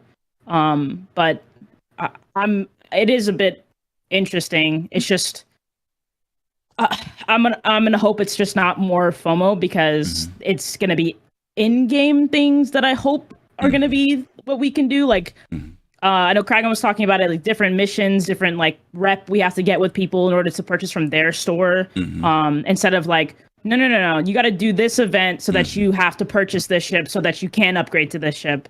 I need more in-game options. rant over because I can just keep going. No, we got you. But we got you. Good points. All good points.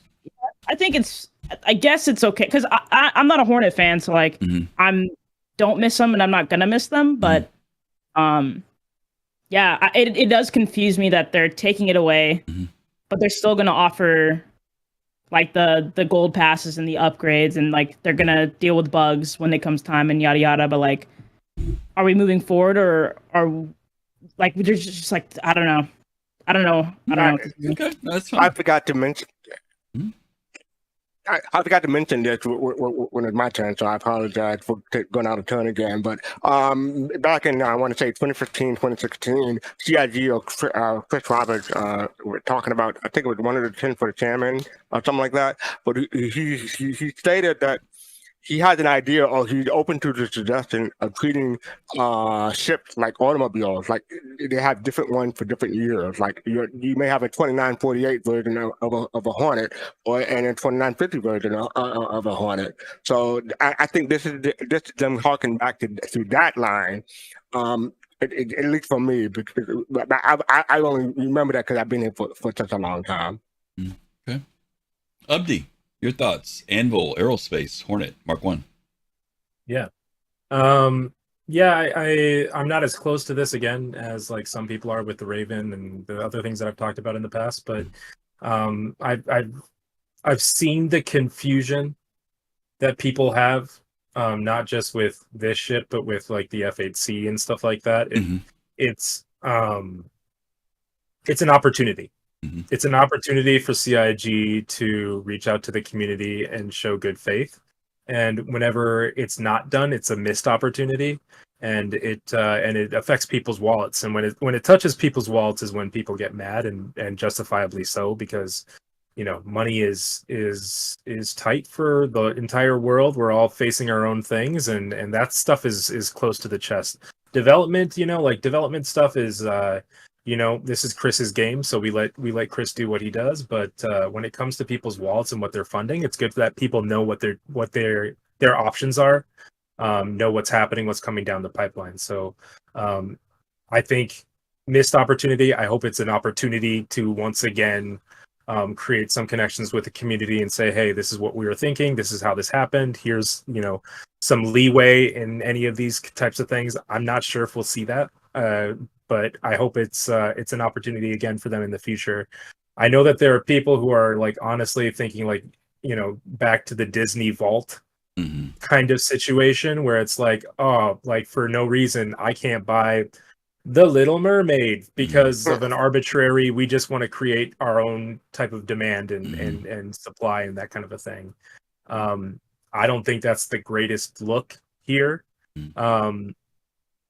But at the same time, we'll see what they end up doing. I'm hoping that there's opportunities to make gameplay reasons for this. I'm hoping that there's opportunities for people to still, have access to these in some way, and that it's not just like a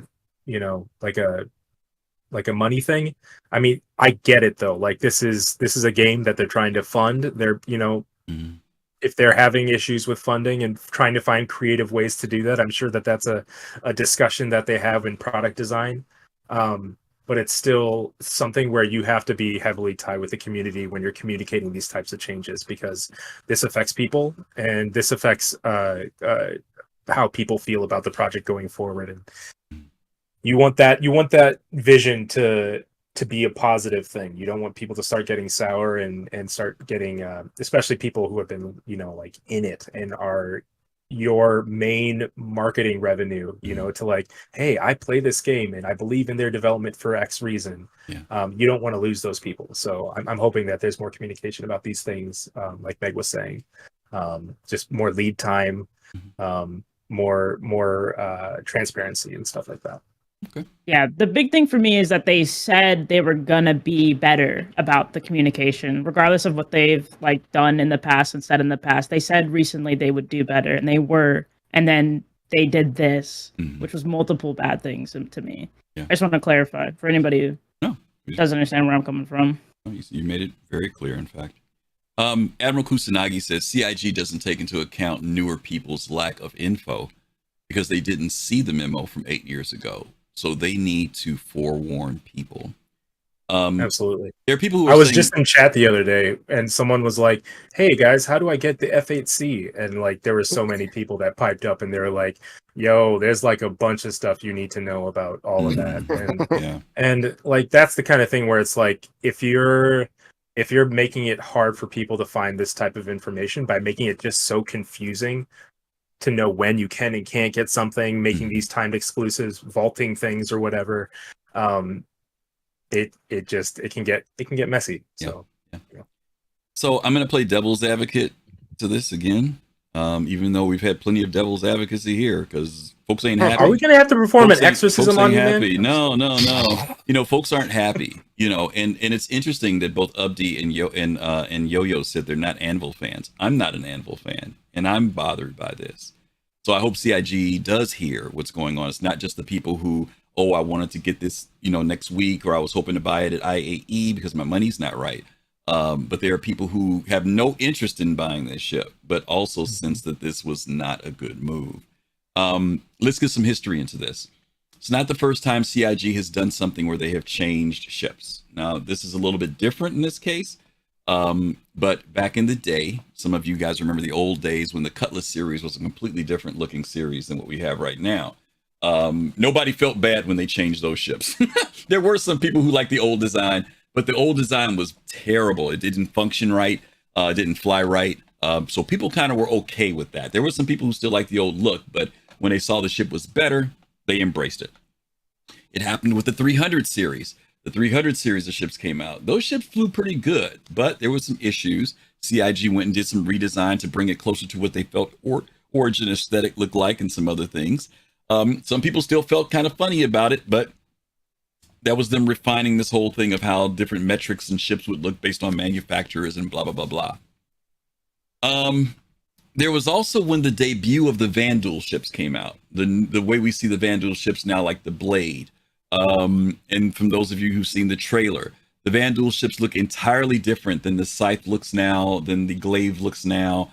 There are people who have said, hey, CIG, you said you're going to make everything look like the stuff in Squadron 42, but we like these old versions. Can you keep them in the game? Some people have asked for that.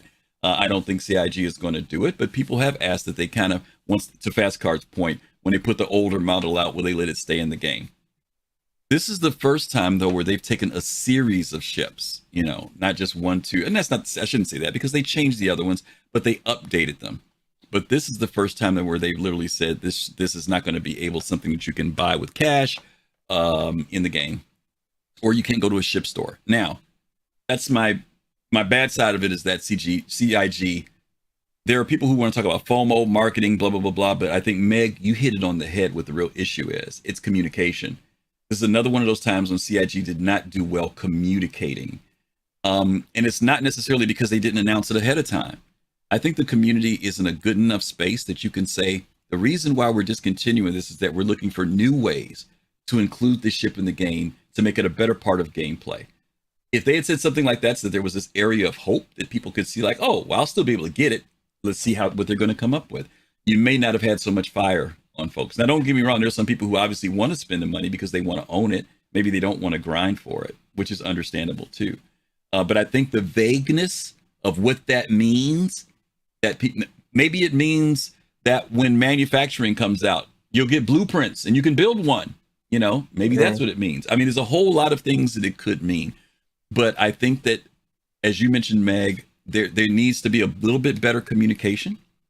You don't have to give us the whole game plan because we know things can change, but let people know that it will be accessible and it'll be fun and it'll be a new challenge, something that allows people to say, okay, they got something on the sheets. But right now, it just kind of left everybody hanging. I do, though, think that some of these announcements, even if they did an ISC a week beforehand and gave some people some prep and said, we're looking, this is what's going to happen. So if next week when ILW starts, if you want to get your thing, be ready to get it. Even if they did that, that would have been something. But on the day of the sale, dropping that when people were unprepared, kind of tough CIG. So marketing and communication, it always seems like it falls back into those two areas, especially communication, Yeah, the first day that this announcement dropped, I said I wish CIG had given us two weeks notice or advance notice ahead of time. So yeah, I feel you on that one, Griff. Yeah, and by the way, we talk about this. We talk about this a lot in terms of like communications and marketing, but communication and marketing. But one thing that we don't talk about is product design, and I'm like that's a big thing in companies too. Yep. And I would really like to know who designs the product, because it's not the game devs. Oftentimes, it's oftentimes like how a thing is going out to market is developed by a specific group of people, and I'd like to learn more about that. I feel like we don't really hear a ton about that. Yeah, we don't. Yeah, you're right. We don't. So okay. All righty. Oh, by the way. If you're here, thank you guys for being here. We are going to do some giveaways today. I completely forgot to announce that earlier. So if you're here, you'll have an opportunity. We're going to do 3 giveaways today. Hopefully you guys will be able to stick around for that. We're going to do that right after or during our Q&A or after our Q&A. So and we're almost there. So just kind of hang in there. Okay. All right. How many of fastcart's brand new merchantmans are we giving out? I don't. Well, first of all, he said he was giving his up this year. Is what we're going to do. I said no such thing. Okay. Don't tell that lie. Let's move on to the big enchilada of the evening here. Whoa, that says Hornet, doesn't it? That shouldn't say Hornet. Where's it at? I got the wrong one up. Oh, you know why it says Hornet? Because Griff, with his crazy self, didn't add. Did I add it? Yeah, there's A15. No, I mean, did I add the image though? I didn't. Well, we can talk about it. Let me do this. Let me do this because I neglected. I don't know how I forgot to do. Oh, you know what? I was waiting on Drake Day. That's why, and I completely forgot to do it. So okay. I did this on Thursday. I did this on Thursday and forgot to come back and add it. All right. So we're gonna do Drake Interplanetary, and what's the thing called again? The Ironclad. And the assault. We're gonna try to sneak that in. You hear that? You hear that? The Ironclad. Everybody catch that? All right, you guys are seeing it being done in real time here. Let's see. I think we go to who was last on that one. Was it Meg on that one, or was it Fastcart? Who started that one off? I think it was Abdi, really. Abdi kicked that one. No, I thought you kicked that one off, didn't you? You didn't kick off the F7, the F7 or Mark I. I kicked off the Mark I. Okay, so then it's on Meg. Okay. So Meg, let's talk about it. Drake Interplanetary, the Ironclad, and the assault. Were you surprised? Did you expect it? Do you care?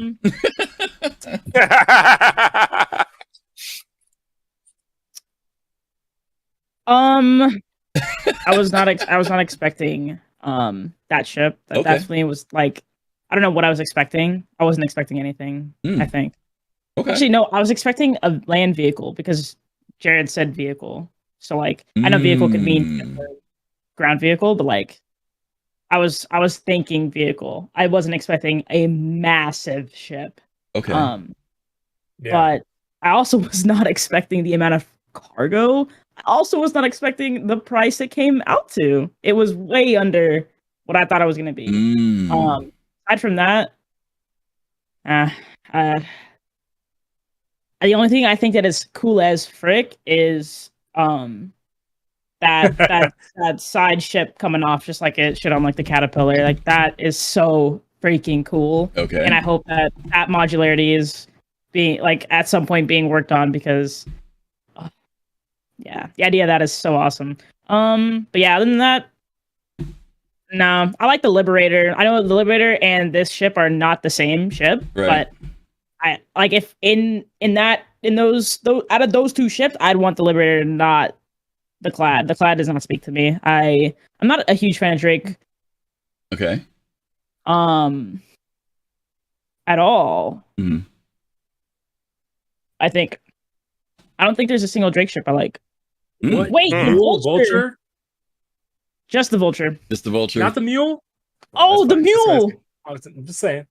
Not the yellow jacket. I'm a little fan of Drake. I'm joking. Not the yellow jacket. I'm joking. Dakota? Not the Star Kitten. Not the Star Kitten.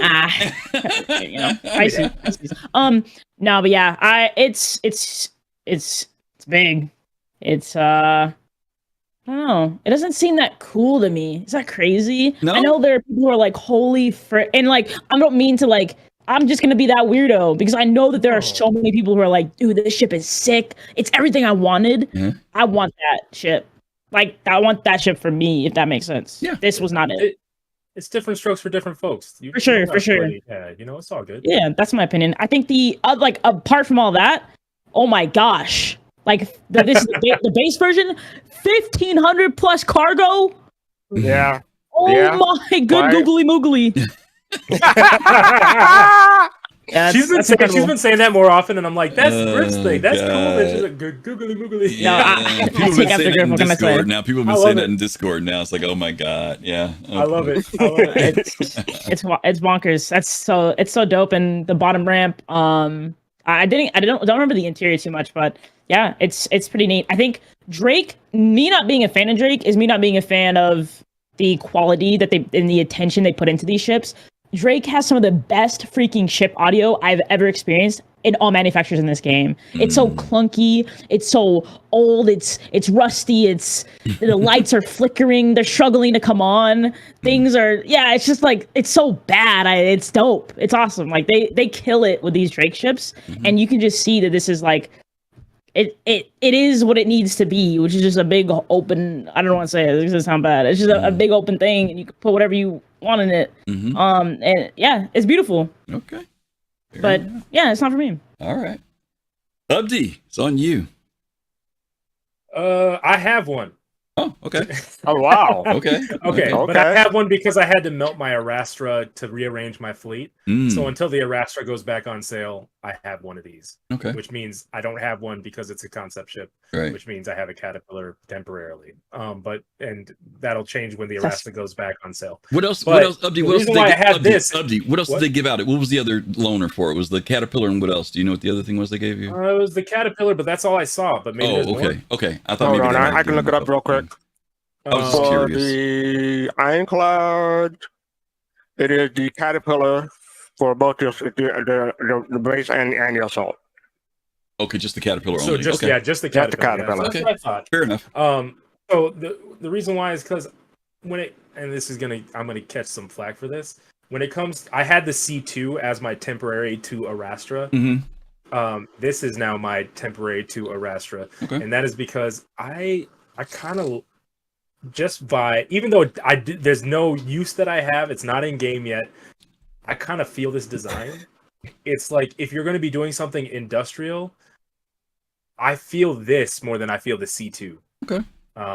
Like to me, this is like, you know, it's got that like aliens, like future industrial core kind of like feel to it. And I love it. I'm not going to have it when it eventually comes out. Yeah. But I think that it looks really cool. I love that they have the modularity of the cockpit coming out, or whatever it's called, that module, whatever. I think that's really cool. And I think people who are excited, people who have the Endeavor, people who have other ships that are kind of like, wait, is there another ship that does this? Where like the front like piloting module just comes out. The Endeavor does that, but I don't know if anything else. Well, does. no, the Endeavor is a different thing. This and the Caterpillar that have that side modular disconnect like that. I mean, the Endeavor does to a degree, that in the sense of it has a command module that separates. Yes, right. Yeah, this is yeah, forward. But I don't think there's anything like nope. a ton of other ships that do that. But I think that it's a really cool feature, just because like if you want to do something where it's like, hey, we're going to leave this at port while this other tiny thing goes and meets up with a friend over here. You know, that's cool. Yeah. There are some people who do kind of like are putting this alongside the Liberator. Mm-hmm. I feel like we don't know enough about the Liberator to really kind of speak to it yet. Mm-hmm. When it comes to a carrier, I'm hoping, and I don't know. See, the thing, I just don't know. I'm hoping that there are more things like a gas tank thing that's just kind of on there, so you don't have to worry about bringing some like hose, attaching that to a tank, and you know, putting that next to your ship so that you can like gas up all your ships and stuff like that. Yeah, I'm hoping that the Liberator and ships that are carriers have something that's more like bespoke to refueling and repairing and restocking than a ship like this would have. Yeah. We don't know that yet. So I'm not saying that that's the case, but I don't know. I'm hesitant to put this next to the Liberator just for that reason. It might be nice to be able to carry a thing, but it doesn't mean that it's going to be like more streamlined and optimized to do it. So that's just. They're completely different ships. I don't think they need to like be compared. It's just to each their own. You know? Right. Yeah, that and the fact that we don't know what a carrier will be capable of. A dedicated carrier. Yeah. You know, it might just be better at or if it'll get variants, like this is getting variants. Liberators old. Yeah. So we'll see. Okay. FC on you. Okay, I just want to give a shout out to Meg's background real quick because it did change finally. So yeah, so much to say about the Ironclad. I'm interested in it because like Meg said, and people have been saying all along, 1,500 plus SCU is quite a lot. I don't really care much about it being Drake. I care more about functionality, unless it's Origin. But just saying. And I'm interested in the Q&A for the Ironclad because for the Ironclad Assault they had the repair bay. People like me are interested in wondering like did that extend to the whole cargo area or just got to be in that specific bay? Can you repair ships or just can it only repair vehicles? And so I'm looking forward to the Q&A. I did get a CCU train, not a CCU train, but just a CCU from the M2 to the Ironclad. But I got it yesterday when it was $5. Today it changed to $15, and as far as I can tell, I haven't seen anything. CIG gave no notice to why the price changed. So that's another thing when it comes to communication that CIG could get better on. But yeah, I got my CCU yesterday, and I'm happy I did. I probably will probably get the Ironclad the base model just for the cargo capacity and usefulness. I am surprised about the price, $400. We were guessing last week what the price may be. I said it was going to be $500. It probably will be $500 plus when it becomes flyable.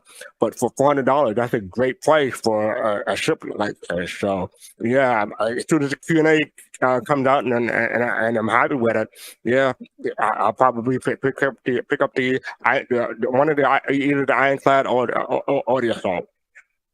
Okay. All right, well, let's talk about this a little bit here before I give my devil's advocate and good side to all this stuff. There are some distinctions between these ships. They are very close. For those of you who didn't see, if you go to the webpage for this, there is a link to download the stats on the ship. It doesn't come up on the Ironclad's page, but if you download it, you'll see the full breakdown on the ship. Fastcart already touched on a couple of the items. There is some difference in the weapons that are on this ship. But the big areas that people were interested in, and particularly for the Assault version.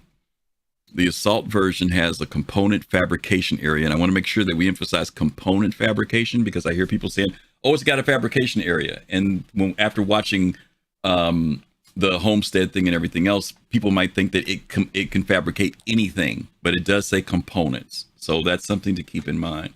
Rearm and refuel garage. To Fastcart's point, the Assault vehicle or the Assault concept art showed vehicles. It did not show ships. So be careful assuming that it will do ships. I'm not saying that it won't, but I'm just saying based upon the fact that they use garage, not hangar, and the fact that we saw tanks and things like that inside, at least it will do vehicles, and hopefully maybe it'll do ships, but if not, just keep that in mind. You guys know that they talked about there are jump seats in that area, obviously for people to be able to jump into those vehicles when it's time for them to leave, and there are jump seats in the upper area there. Also, another one of the differences is that the base model, the Ironclad model, has the tractor beams. If you guys look at the graphics of the artwork, at the very top there are tractor beams that run on rails inside of this ship, like almost like a what do you call it, a gantry system. And so being able to move boxes around, having operators who are moving those around is much easier than faster. versus the assault version, which does not outline that it has that same feature in it. So if you're planning on moving cargo around in some form, it's not that you can't do it, but just be aware that one of these vehicles lends itself much more to moving cargo in a more efficient way versus another one which does vehicles in a more efficient way. So it's just something to keep in mind about that. Let me give some shout outs here to Korean King, who says they follow. Thank you for that follow. Ganj the Unjust, thank you for the sub earlier. Captain Serious Fun, you got the 100 space bucks. And Rex C, thank you for the follow as well. And Stara Manga, thank you for the resub. Thank you guys for being here and subbing to us. Hi, Korean King. Yep. So let me give you some things that the devil's advocate side of this, and you already kind of touched on it a little bit here. One of them is that CIG did do a price change on this. Now, I thought it was kind of weird when I saw the pricing on this, even though I voted that it was going to be less than people expected. The issue was, though, it was the same price as a C2. And this thing almost does 3 times the carry weight of a C2. And I kind of was a little bit confused with that. I'm like, okay, a C2 does what, 696 or 692? And this was doing in excess of 1,500, and they were the same price. I'm like, that doesn't sound right. Now, it's still 400. And mind you, if you're doing War Bond, the price stayed the same. What it changed for was people who were doing CCU or doing credit. They got the increase. Now, this is my speech about this. For that $10 difference, that $10, even if it was priced incorrectly or should have been priced higher, that $10 is not worth the aggravation and the backlash you're going to get from the community. It'd have been better to eat that $10 than to put $10 down. It doesn't seem like a lot of money. But the fact that it changed the day of the sale or the day after the sale, just not good. Not a good look at all. It gave me the impression that this was like a thing that like on a smaller website or something, where like, frick, I published a change during the day. What if I just make that change real quick?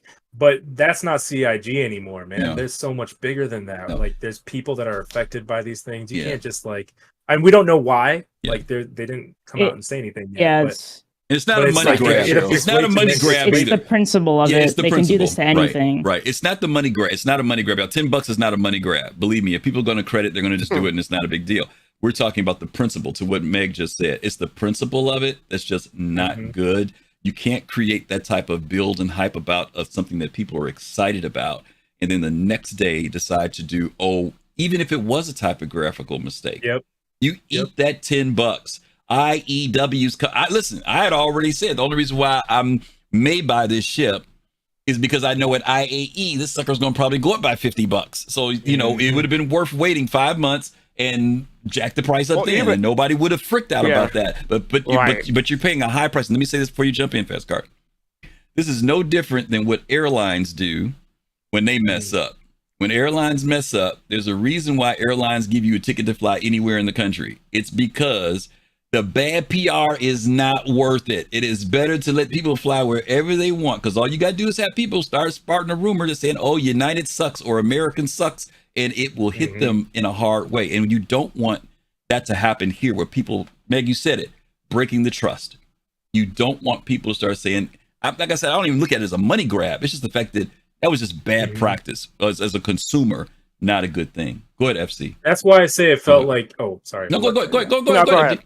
Well, that's why I was saying that it felt like something that, like, with that feeling that a smaller website would have done. Yeah. Because, like, I've worked at small companies before. Like, the smaller company you are, like, you can make a website publish and then be like, frick, and then, like, change that.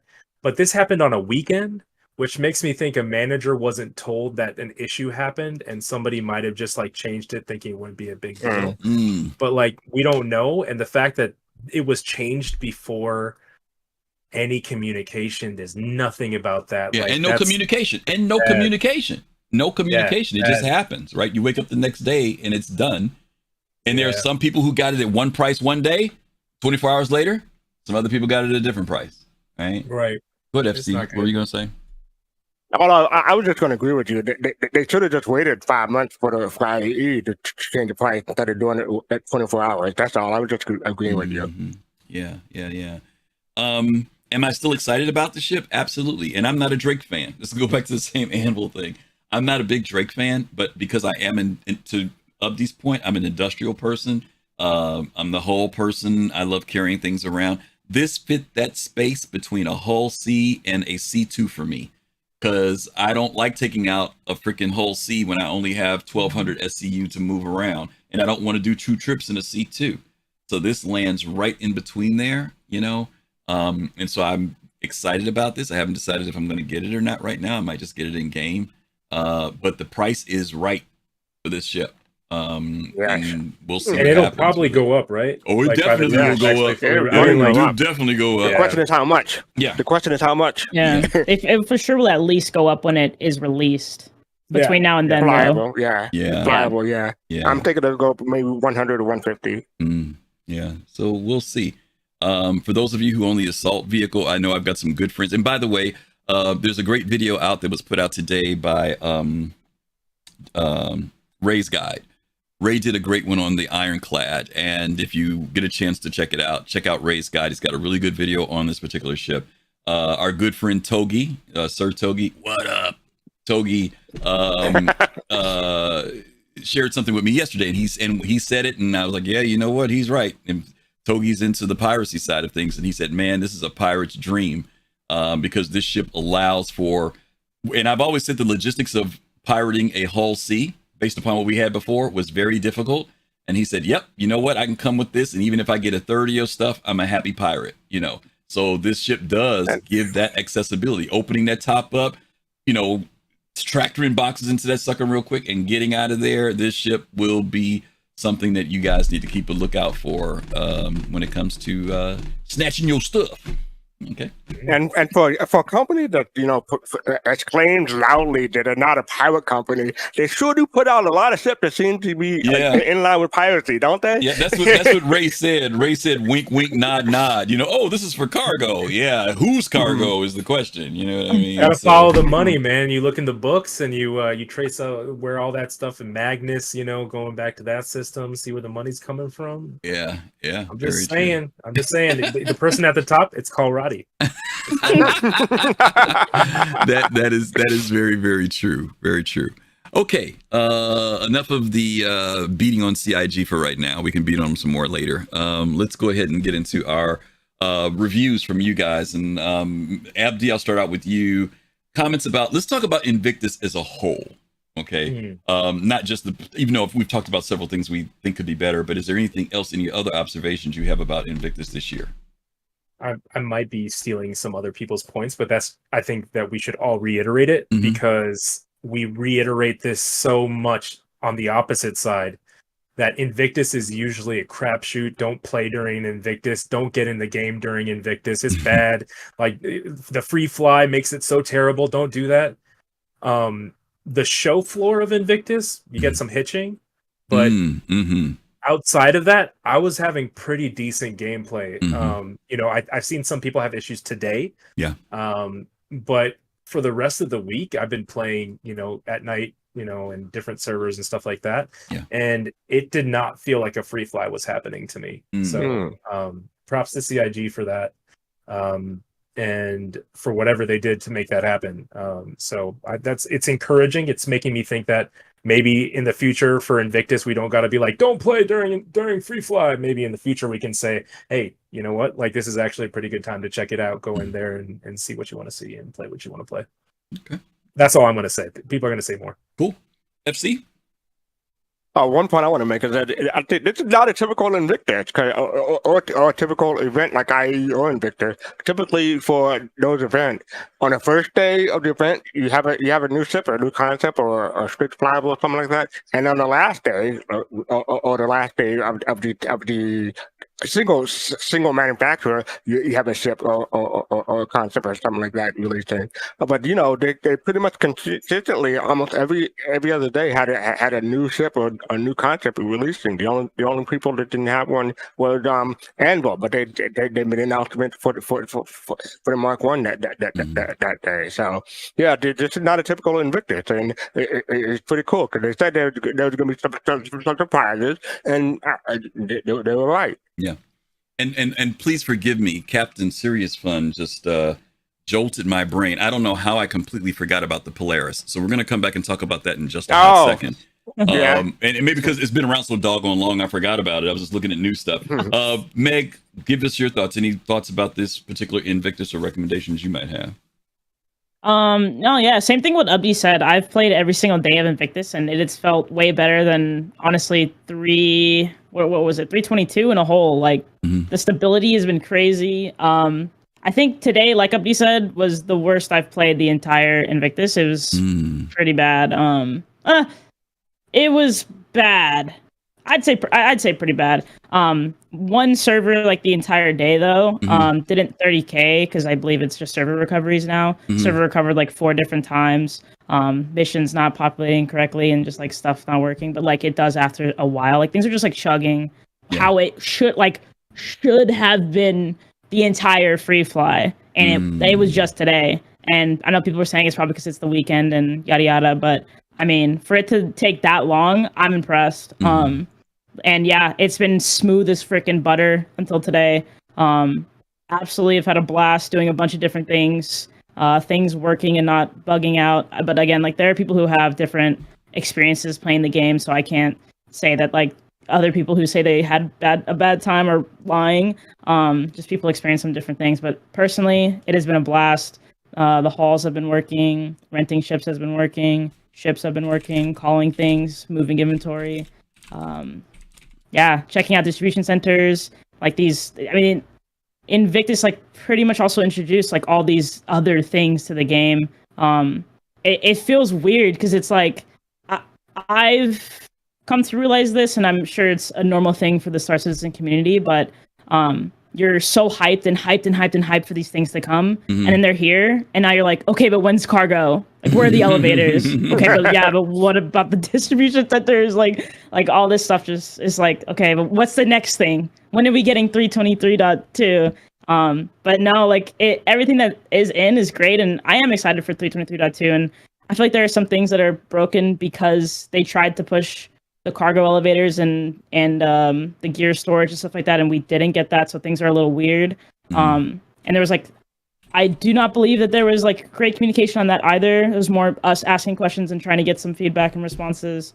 And now we have like duping and stuff going on, which is potentially degrading things. But like other than that, there I know a lot of people say there's like most of the time there is a dupe. Like there's something that people are gonna do, and so I don't know if that makes it different, but yeah, I think it's been pretty freaking great, and it was a fun time. I know personally many people who got their first time in the game in Star Citizen, and they're so excited to continue playing it, and what a wonderful time to have checked it out and not have been frustrated with not even being able to like connect to a server and stuff like that.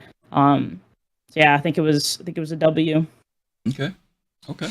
I'm going to say some of the things that you guys said. The technical issue when day one came, trying to walk around the convention center was really, really bad. I had assumed it was because the Polaris was in there. It was such a big monster. I thought that maybe it was just, eating up memory and blah, blah, blah, blah. But then you came back the next day, and it didn't make a difference what day you went. It was bad. The only way to get, and by the way, not to be funny, y'all, but if you want to minimize your hitching, just walk. Don't run. When you run, that makes it worse. If you slow your pace down by 50%, you won't get the hitching as much. I know you move a little slower, but you don't get the aggravation of the thing jumping all over the place. No, Griff, I'm going to go full speed everywhere. You're going to go full speed everywhere? Yeah. I was a little disappointed. I felt that the convention very well populated by NPCs, not by players. I didn't see a lot of players when I went to the convention halls. And I went at various times, and it didn't ever seem like I saw the typical thing with players standing around walking. Most of the time I was surrounded by NPCs, and I've wondered whether or not the convention in some ways, I mean, don't get me wrong, the bulk of the ships are ships that we've seen before, but there were also a lot more new ships than we usually have, and that still didn't seem to draw people. Now, was that because some of these ships, people got a chance to monkey around with them in the PTU beforehand? They got a chance to preview them before the event, so it was no big deal to do it? I don't know. I did think it was interesting that CIG did allow us to mess with the ships before, because usually all we get to see is the platform that they're going to sit on, and then we don't see them until the event. But this time, people got their hands on it ahead of time. And in a way that was good because people got to test it. But I also felt it may have made the convention also be a little bit more empty. I'm still asking that CIG make these events, IAE and ILW, interactive. You've got these recruiting stations in the convention center. People should be able to go up to the recruiting center and sign up. When the fleet moves from station to station, there could be a dynamic attack that happens, and you have to go out and either defend the fleet or you have to go support the people who are trying to attack the fleet. It doesn't mean that you blow the fleet up, but it does mean that maybe you can blow a couple of the hammerheads up out there. I don't know, but I wish they would make there some type of gameplay tied into the lore, tied into the convention, that makes things a little bit more engaging than just going to a showroom, hitting a rent button and leaving for the day. I would really love to see more. I did appreciate that there were great voice things going on, especially when I went to DrakeCon. There was this guy in the background who's talking throughout the thing.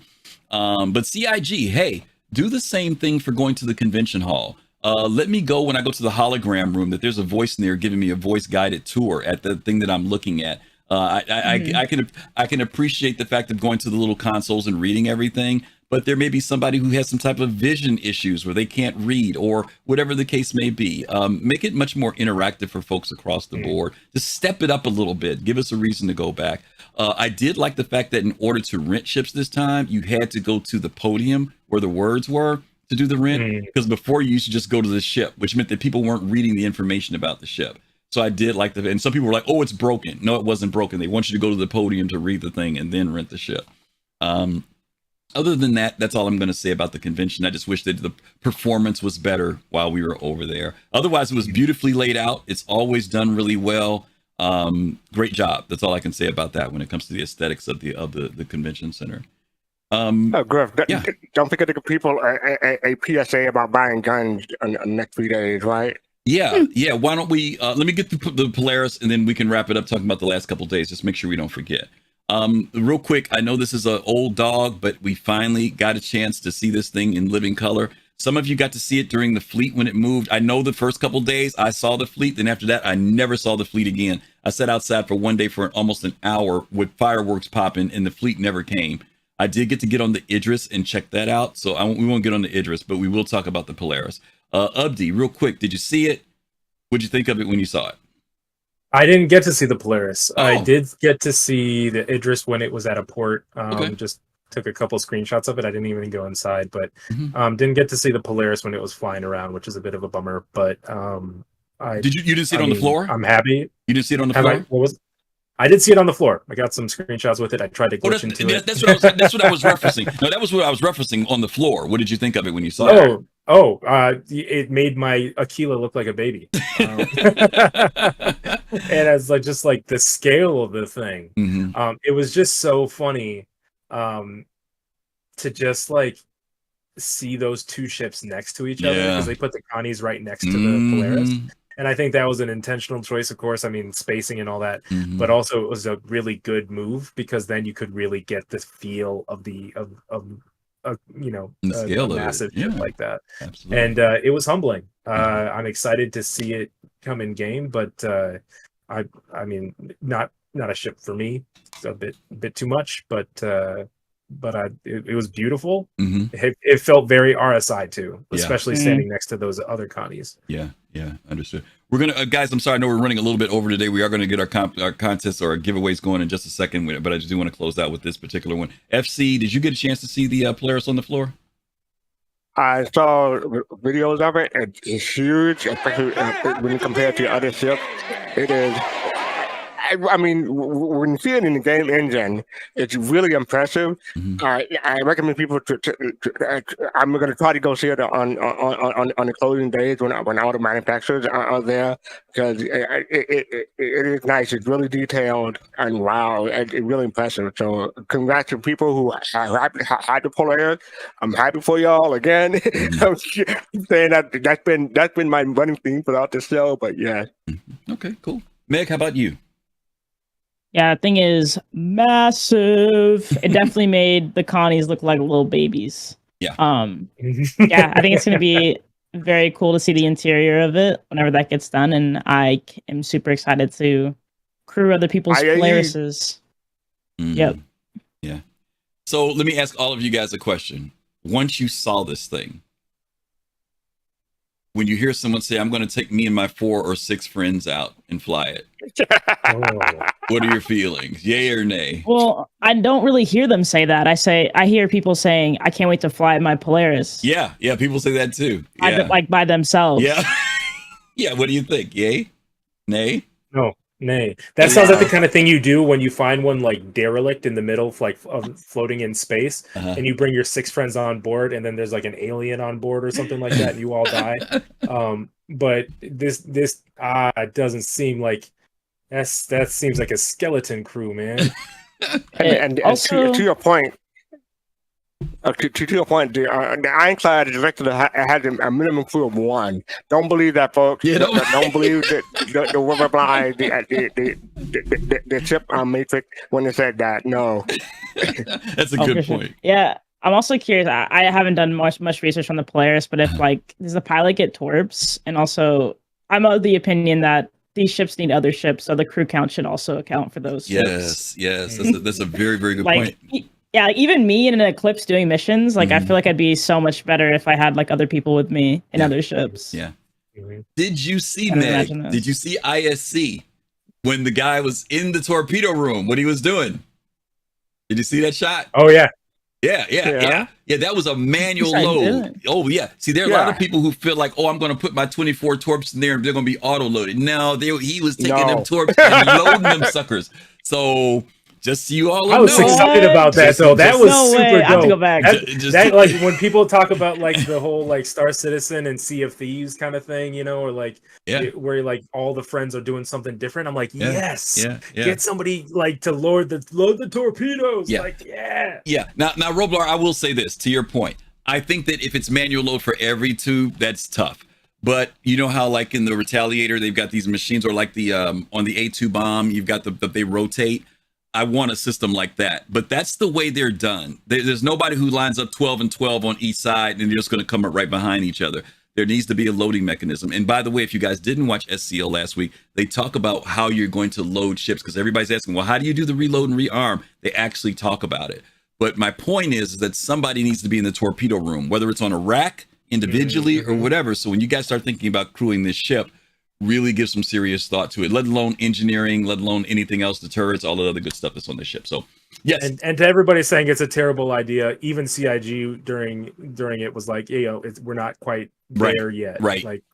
They know that they'll figure it out. Ready. So they're working on it. So it's something that they're not I'm curious to see if day one, when this thing is launched, if it has that ability, but it is a direction. It's good to know the direction they're going with that. And I'm honestly excited, because if it does work, it gives another crew position, validity there. Yeah. I'm laughing at Lady Space Patrol. Torpedo clips through the floor and kaboom. I agree. I agree, Lady Space Patrol. I agree. You should see when you restock a Vanguard Harbinger, and all of a sudden you see a torp in the middle of your of your walkway. I know. all I gotta say is, go around that thing, guys. I gotta say, if you're on voice comm and you hear someone say "oops," run. That wouldn't be a good thing. All right, listen, we're going to start doing our giveaways. Okay, so for you guys who are here, we're going to be starting out with our very first ship that we started out with, which is the RSI Tractor. Okay, we're going to go ahead and start that giveaway now while we do our Q&A. All you have to do is type in ticket 1. All right, and you'll see it pop up saying that you've got your ticket in. And once we're through with Q&A, we're going to do our giveaway on this, and then we're going to start doing some other ones. So this is the time for you to jump in if you're interested in getting an RSI Tractor for free, for you to haul your stuff around. Okay. Do we have the colossal scrubbers making sure that all of his we eject that automatically. FC, what have we got for questions? Have we got anything over there? Yeah, we got a couple of questions. Okay. Pop and Face asked a couple of hours ago, how's everyone's family? How's everyone and family? So how's everybody and how the family doing? Abdi, we'll start with you. Oh man, good, so good. Family's great. I could go into more detail, but y'all probably don't want to hear about it. Everything's dope. FC? No, just tell people about the lightsaber so you get colossal. Oh God! Don't get him going again. Yeah, no. On Star Wars Day, I showed my daughter the lightsaber that I built at Disney for way too much money, and part of it was like, here, my daughter, this will someday be yours or something like that. But also part of it was like, please don't drop this very expensive thing that my wife was like, how much was that? Yep, exactly.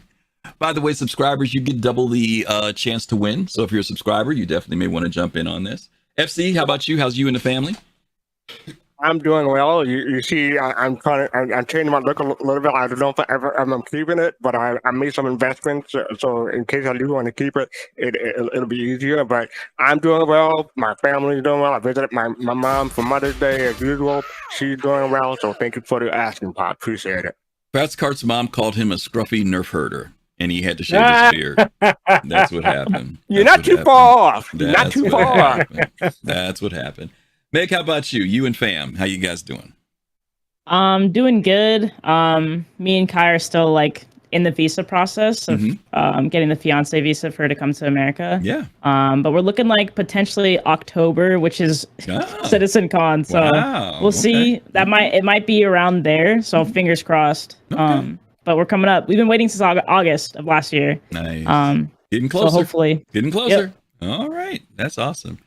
And I'm doing well. That's all I can say. I'm doing well. I bought 2 new lightsabers. One of them was defective though, so I have to send it back. But I bought 2 brand new lightsabers. I bet they were both better than. I bet they were both better than what the Disney one made though. The Disney one's kind of janky. I'll show you. I'll show you. I've got the Luke's from A New Hope, and I picked up Luminara and Dooley. I picked up those 2. Ooh. So slowly building out my collection. Who that is again?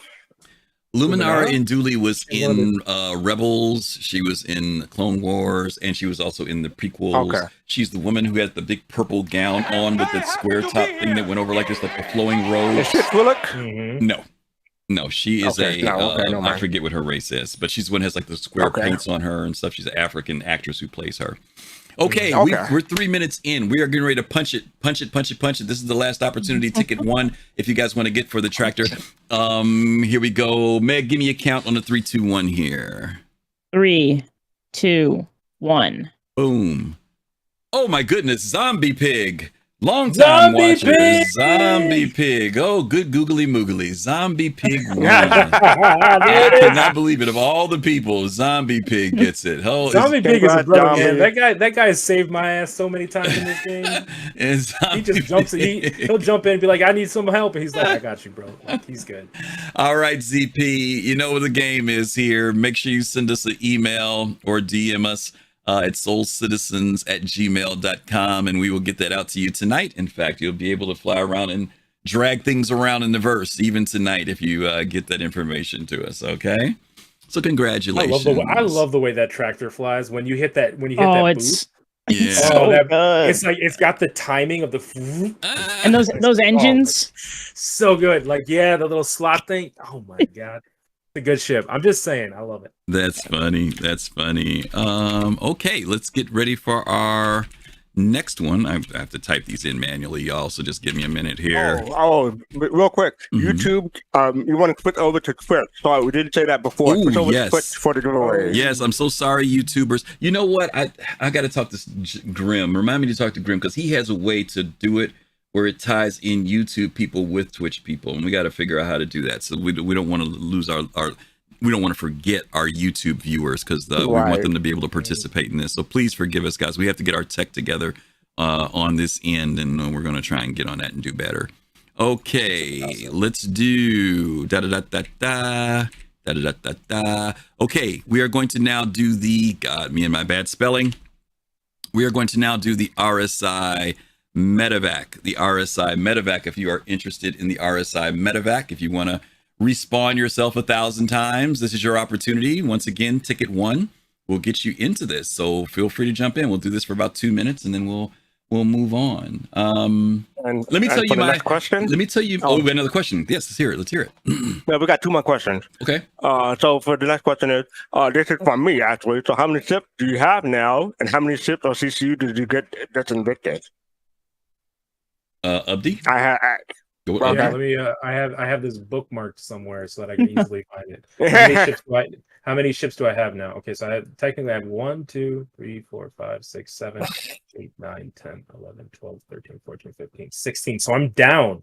I'm down a ship from where I was before. I'm trying to slim down. A little bit. That's not bad. That's not bad. FC, I guess you'd be the next person to ask that question, huh? I have 19 ships, and I have, I should have had it up before. I have 14 TCUs. I went down to 8 TCUs, but Invictus Flight. I do want to specify, I thought the TCU game is kind of weak this year because a lot of ships are 300 and above, but the Aegis Day got me with my TCUs, and Ironclad got me for TCUs. So, yeah. Okay. Optimus. My ship count was out of date. My bad. If someone is actually spot checking this, my ship count was out of date. I need to look at it again. Yeah, look at it again. Optimus Incorporated, thank you for that sub with Prime. Thank you. We appreciate that. All right, we got 20 seconds left. Oh, who didn't Meg? Meg didn't go. Meg's counting. She's over there counting. I know. I've recounted like 3 times. I can't tell. Yeah, I'm like you. I don't even have that page up. I wasn't expecting that question, so that's going to take me a second. Oh, did you get anything for Invictus? I think it's 27, but I could be wrong. Okay. Oh wait, no, 25 or 24. I think it's 25 because sorry, I'm looking at my. I have like a wish 27. That's fine. Nah, it's would hanger link be a good way to check? Yeah, that's how I'm checking. Yeah, that's like the best way, the fastest way to check, I should say. I should have done that. I'm doing that now. I got the tractor, a couple war bonds. Yeah. Okay. All right. Want me to do the next question, or want to save that for the next giveaway? Save that for the next giveaway. I'm doing my count here. 19. Man, I'll fill time while you're counting. Okay, I didn't mean to throw people off. Well, the vehicles are so small. I'm trying to. Well, that's how they work. Especially, I mean, compared to like the Polaris, yeah. Yeah, like I have 3 Rangers. Me too, actually. Well, that's not true. I've upgraded one of my Rangers. No. Okay. Yeah, you probably don't need. I upgraded the combat Ranger because I'm not going to use that. Okay. I can get behind that. How many did you say, Fastcart? I said 19 overall and 14 TCUs. Okay. But I got like 8. No, I got 6 TCUs that's Invictus. No ships yet. Okay. I'm just gonna say off of my main account because I can't pull up all 3 of my accounts, but my main account has 40 in my main. I got the pulse too. Sorry. You got the pulse. I was using the wrong graphic. I'm sorry. 1, 2. Yeah. So I got 40, and the only thing I bought was the pulse. That was it. So. I slimmed down to 15. Okay. Not bad. Not bad at all. Not bad at all. Okay. All right. We've run this one for 4 minutes. Let's go ahead and kick this one off. Abdi, why don't you give us the countdown this time? All right. Counting down from 5, 4, 3, 2, 1. Boom. Kablam. Just a Lemming.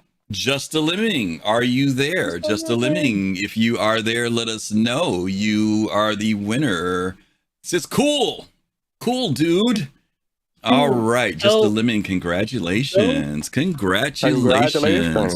Once again, Just a Lemming, send us your RSI email information. Send it to soulcitizens@gmail.com. Don't forget to put the S on citizens, Soul Citizens, and we will get that out to you tonight as well. And you can drive around in your very own RSI rover, medical rover, Medivac rover. Let's see. What are we going to give away next? All right. Last but not least, we are going to give away the Aegis Firebird. We are going to give that away right now. Don't forget to hit ticket 1 if you are interested in this new aircraft, this new vehicle. There you go. All right. FC, what's our next question? Yeah, I got to get this one to Lady Space Patrol because she asked a question on Thursday, so but I forgot about it, so I wanted to give a shout out to Lady Space Patrol. Okay. She asked, I went through the Held the Line CitizenCon video, and there's 3 instances of the scanning hollow table information improvement in Squadron 42. Will we see this ported to Star Citizen for the appropriate ships in 4.0 with 4.0 this fall? Will we see the, so she asked about the hollow table improvement from Squadron 42. Will we see that in Squadron 42 by 4.0? I don't know. Yeah, maybe. Yeah, I mean, there's a lot of stuff. You know, CIG at CitizenCon, as you know, there were many things that were in Squadron 42 that they said they wanted to be able to port over to the universe. The question was when. Now, there were some things that they did say that they wanted to get to us within the next year. Whether that's one of those things, we just don't know. Obviously, there are other mechanics. It's great to get the hollow table working, but obviously being able to use it for the reasons that it's there, whether it's for navigation or whether it's for scanning purposes or fleet purposes, there's a lot of stuff that has to be built around it. I would love to see it in 4.0. We're probably guaranteed to get it by 1.0 because according to Chris Roberts, he wants the game to be at a place where it is commercially viable, and as he puts it, a game that people will continuously come back to play. And obviously those mechanics would be important for us. But 4.0 is so close. It would be great. Let's just say that. It would be nice if they drop it in there. Hey, if cartography is working, right? We've got that beautiful cartography room in the back of a 400i or the back of the Carrack. Those things would be great to see happen in the game. But we'll just have to see what CIG incorporates. But I think it's a fair question.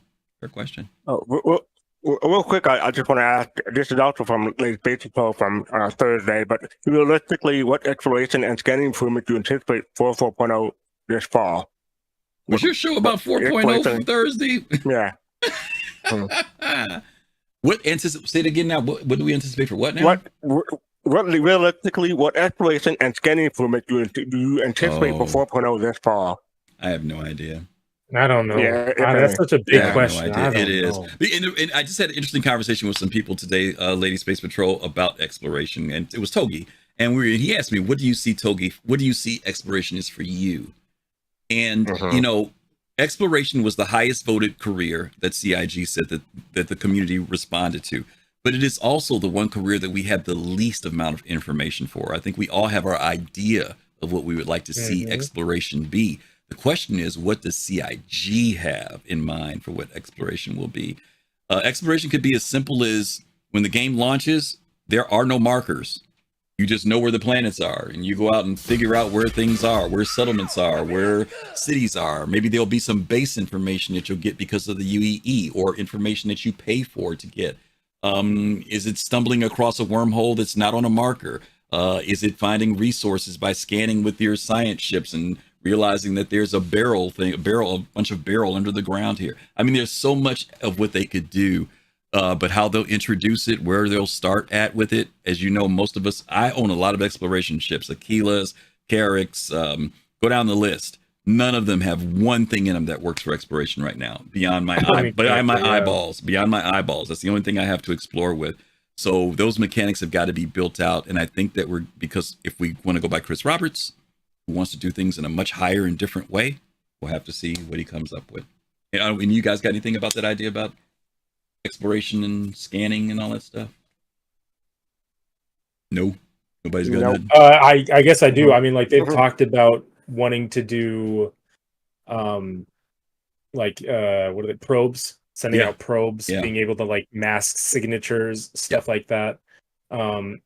They've talked about it though, and I feel like when we're at that early of a phase, it's best to keep your views open to change and stuff like that. And we haven't heard a ton of that recently. Yeah. That was the last time they talked about exploration, when they talked about the scout. Yeah.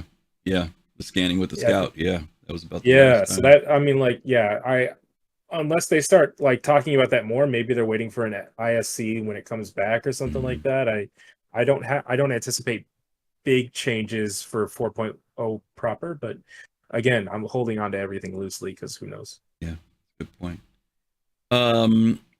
Real quick, believe it or not, we have less people who want the Firebird than we had for tractor. Can I enter? Can I?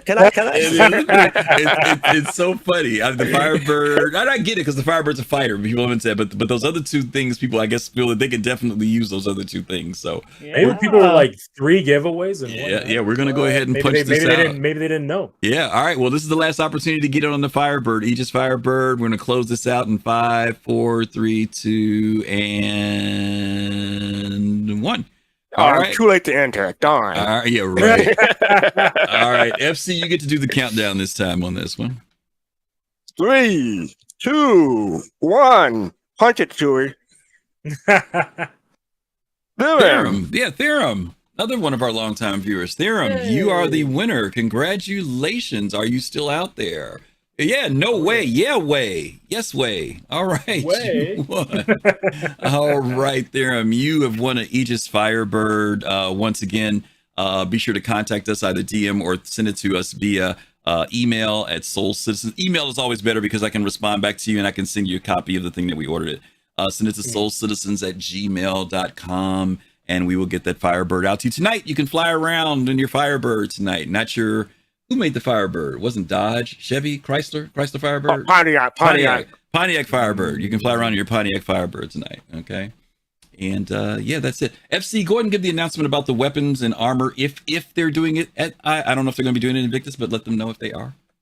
No, I got to say, you're more experience with it, but yeah, typically on the last few days of our Invictus launch week, they do a special sale on armor and weapons, and typically this is your chance to stock up on a lot of cool weapons and a lot of cool armor that you can keep until the next fight. So this is a great opportunity. You don't have to go around in the bunkers and try to find it. It's all right there in the showroom floor. If you got the money for it. Yeah, you got the money for it. Yes, I'm broke right now. Go out and earn some cash. And I'm broke right now. Well, let me tell you, at IAE last year, I did that, and I bought like 20 rail guns, 20 grenade launchers, 20 whatever the other thing is that you get, and they all persisted. This is when we switched over to persist, and they're still there.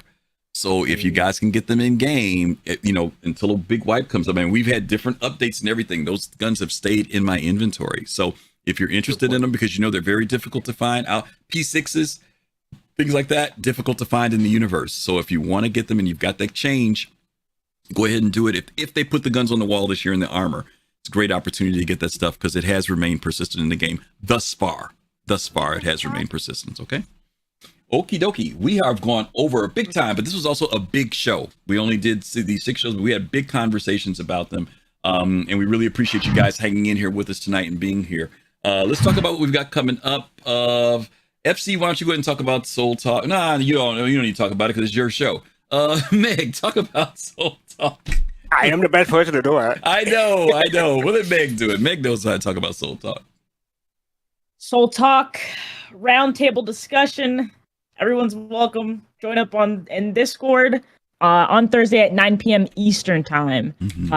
Talk about everything that's going on this week with Star Citizen, inside Star Citizen, and everything that's been going on social medias and stuff like that. So come through or listen to some fastcart jokes. For sure. That's the main draw. We got to admit. If nothing else, right? Okay. Abdi, could you talk about Saturday's Soul Voices? There's no Soul Voices on Saturday. That's right. He saw it. He read his notes. He read his notes. That's right. Absolutely. But keep an eye on Saturdays. If you're out there mowing the lawn, doing household chores, Soul Voices is a great time. It's on Saturdays. It's part of the PodSat Saturday block of Star Citizen shows, where we talk about information from Reddit, from Spectrum, and all sorts of places, and you get to have a voice on that show as well. Less of a roundtable, more of like a one-on-one discussion with Griff, and you can have questions and answer those types of things. And it's a great time. So keep your eye out on Saturday, but not this Saturday. Absolutely. In fact, I'm going to be going to Equinox. I'm going to be going with some other friends within the Soul Citizen community. We're going to pile in my car, and we're going to meet some other people up there. We're going to Equinox, which is in Columbus, Ohio. It's like a Star Citizen mini convention that they have. There's a great website for that. You can look up Equinox SC if you want to get tickets to it. If you're in the Midwest and you want to go to that, but we're going to be there next week and hopefully have a great time. We're driving up and just hanging out that Saturday, and we're going to drive all the way back that night. But yeah, and I might stream live while I'm there. I may. So if you see the thing light up saying that, we're on, I might do it. Listen, I'm trying to go and have fun, not go do work. So let's see how I feel next week. Okay.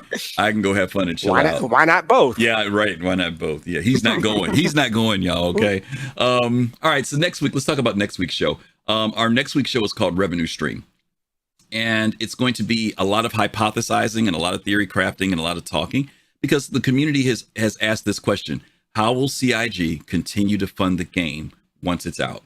Once Star Citizen is out, we get Squadron, but the Persistent Universe, if it's going to be around for many, many, many years, will they start doing subscriptions? Will they continue to sell ships? Will they stop selling ships? We're going to approach all these questions, and we're going to hopefully just kind of do some theorizing, because you guys have done it too, on, man, how are they going to keep this thing floating later on? It takes money to run 5 studios, and it takes money to do development. Will the community still continue to support it? What support ways will they come up with? So that's going to be next week. So hopefully you guys can join us for that conversation next week on Sunday. That'll be on June the 2nd. We'll be going into a new month. Thank you guys for helping us reach our subscriber goal, which is awesome. I'm looking at it right now. Are we there? 90%. Oh, we're almost there. 90% there. That's good. Is that 90% there? Right. Yeah. All right. Yeah, that's so good. And thank you for the follow, Sin City Saint. Yes. Appreciate it. Thank you for the follow. Thank you for being here. We appreciate that. And I think that's about it. Abdi, tell people where they can find you. You can find me at AbdiYohan on Twitter, on Twitch. I stream every Friday at 9 p.m. Central Time, and we keep it pretty chill. I get very distracted, and sometimes I do art because I'm an illustrator and graphic designer by trade. So sometimes I merge both the Star Citizen and those things at the same time. So come through if you want a good time, and moving it on. All right. FC, where can people find you?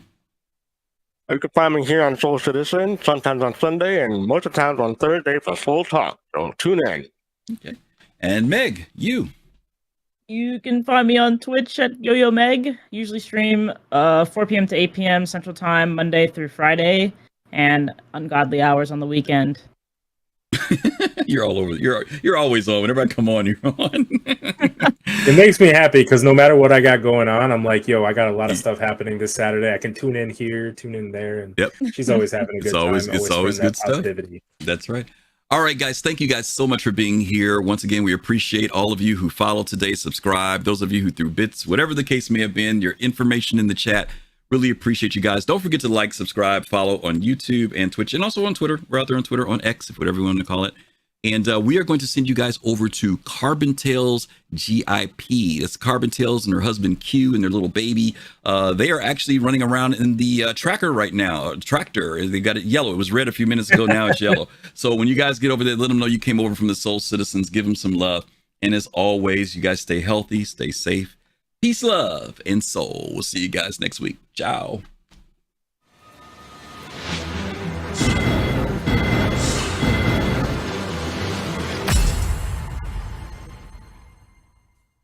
Was also